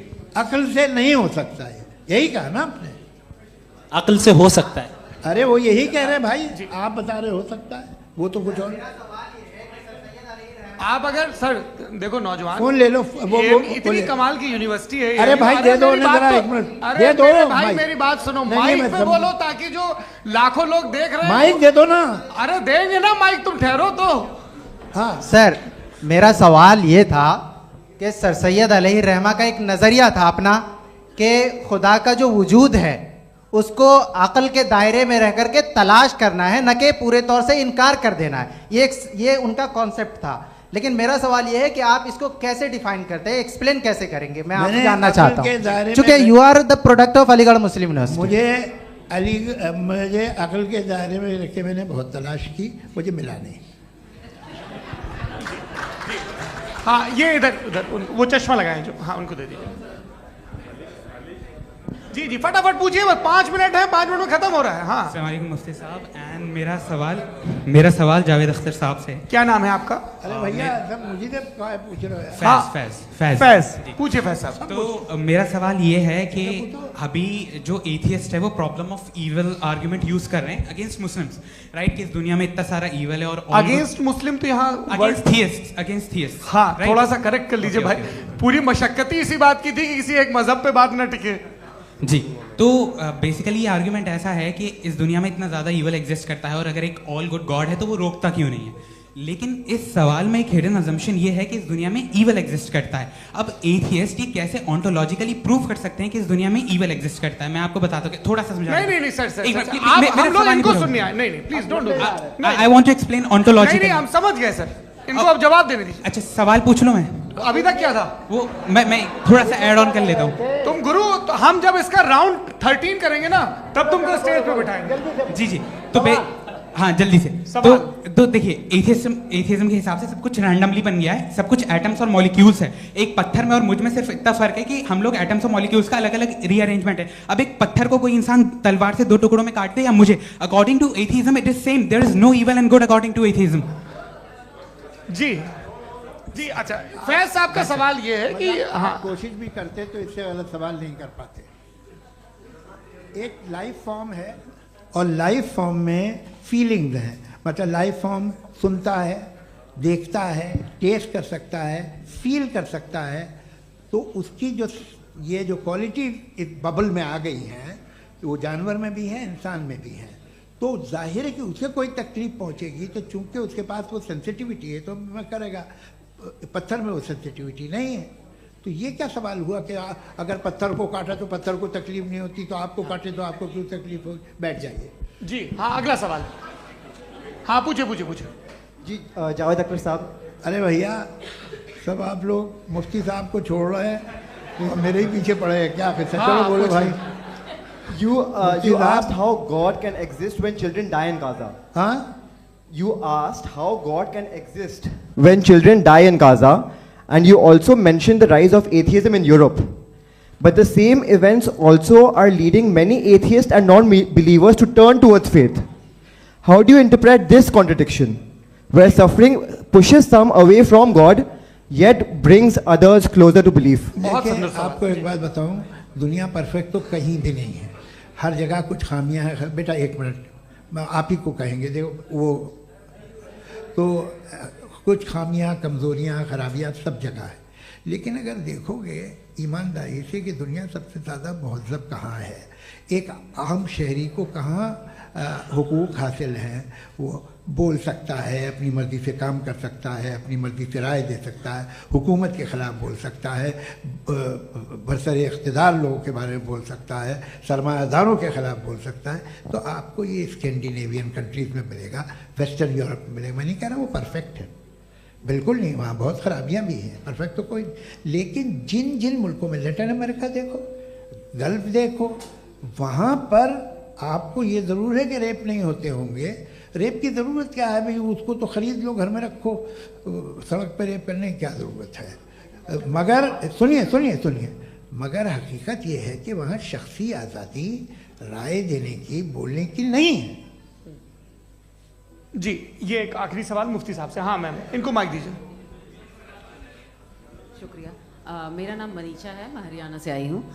मैं मुफ्ती साहब से एक बात पूछना चाहती हूँ। आप बार बार जावेद साहब को कॉन्ट्राडिक्ट तो कर रहे हैं कि आपने ये कहा, लेकिन आप भी अजम्पशंस के बेसिस पे बात कर रहे हैं। आपने खुदा के होने का कौन सा प्रूफ पेश किया है, खुदा की एग्जिस्टेंस का? अब इस सवाल को अलग रहने दीजिए, कौन एथीस्ट है कौन नहीं है। और दूसरी बात जो आपने एक छोटी सी कही थी कि ये फ्री विल का इस्तेमाल करता है इंसान अपनी, लेकिन उस फ्री विल का इस्तेमाल में मतलब खुदा ने ये दे दी सबको ये इजाजत कि वो कितना घिनौनापन और कितने ज्यादा खराब से खराब तरीके इस्तेमाल कर सकते हैं। जब आप सुनते जी, आप फ्री विल को मानती है ना, या कहती है कि फ्री विल नहीं है ना, मानती है ना?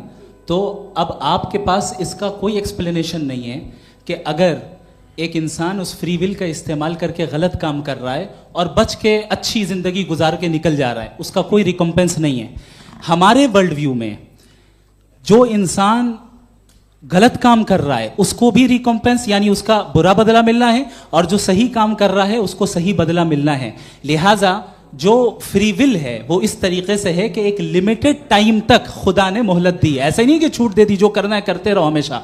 वक्त आएगा जब एग्जाम का टाइम खत्म होगा तब रिजल्ट आएगा, दौराने एग्जाम जबरदस्ती आपको नहीं बताया जाएगा। अरे भाई एक सेकंड, जी सवाल मुफ्ती साहब से मेरा, मुफ्ती साहब से, रुक जाइए, आपसे फोन, आप इसके बाद आपसे यही रहेंगे वो। हाँ बोलिए। मैं मुफ्ती साहब एक ही सवाल करता हूँ कि अगर जो हो रहा है फ्री विल से हो रहा है और एक दिन बरोज़ क़यामत इंसाफ होगा मैशर में वगैरह वगैरह, तो दुआ क्यों मांगते हैं लोग? दुआ मांगते हैं इसके मतलब है अभी भी उसने ये डिपार्टमेंट रखा है कि मैं रोजमर्रा की जिंदगी में बिल्कुल बिल्कुल ही कैन। तो तुम कैन हो, तुम मुझे नौकरी दिला देते हो, मेरे बेटे को ग्रीन कार्ड दिला देते हो, और 45,000 बच्चे मरते उन्हें रोकते नहीं हो। नहीं तो क्या आप ये कह रहे हैं कि इस दुनिया में जालिमों को कभी पकड़ ही नहीं होती है? अरे जो भी पकड़ होगी वो बच्चे रोते हैं। बिल्कुल, देखें मैंने अपने ओपनिंग स्टेटमेंट में यही कहा था कि जनाब जावेद साहब सिर्फ इमोशनल आर्गुमेंट देंगे। This is an emotional argument. ये छोटे मोटे इसके पीछे का रीजन मैंने बताया क्या है, इसके पीछे का विजडम क्या है मैंने बताया। मंच से आप लोगों को सज्जनों इसलिए कह रहा हूं ताकि थोड़ा सा आपके कॉन्शियंस पे जोर रहे कि आपको ऑर्डर बचा के रखना है।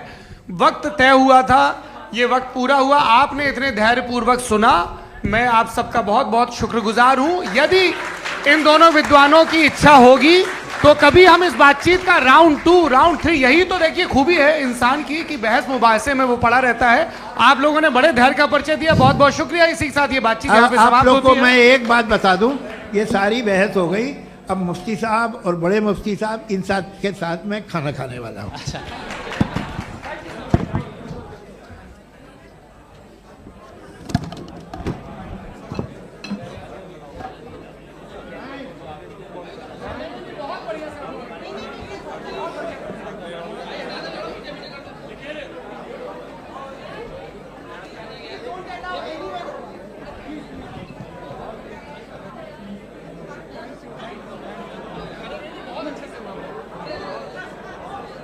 मैं जब आगे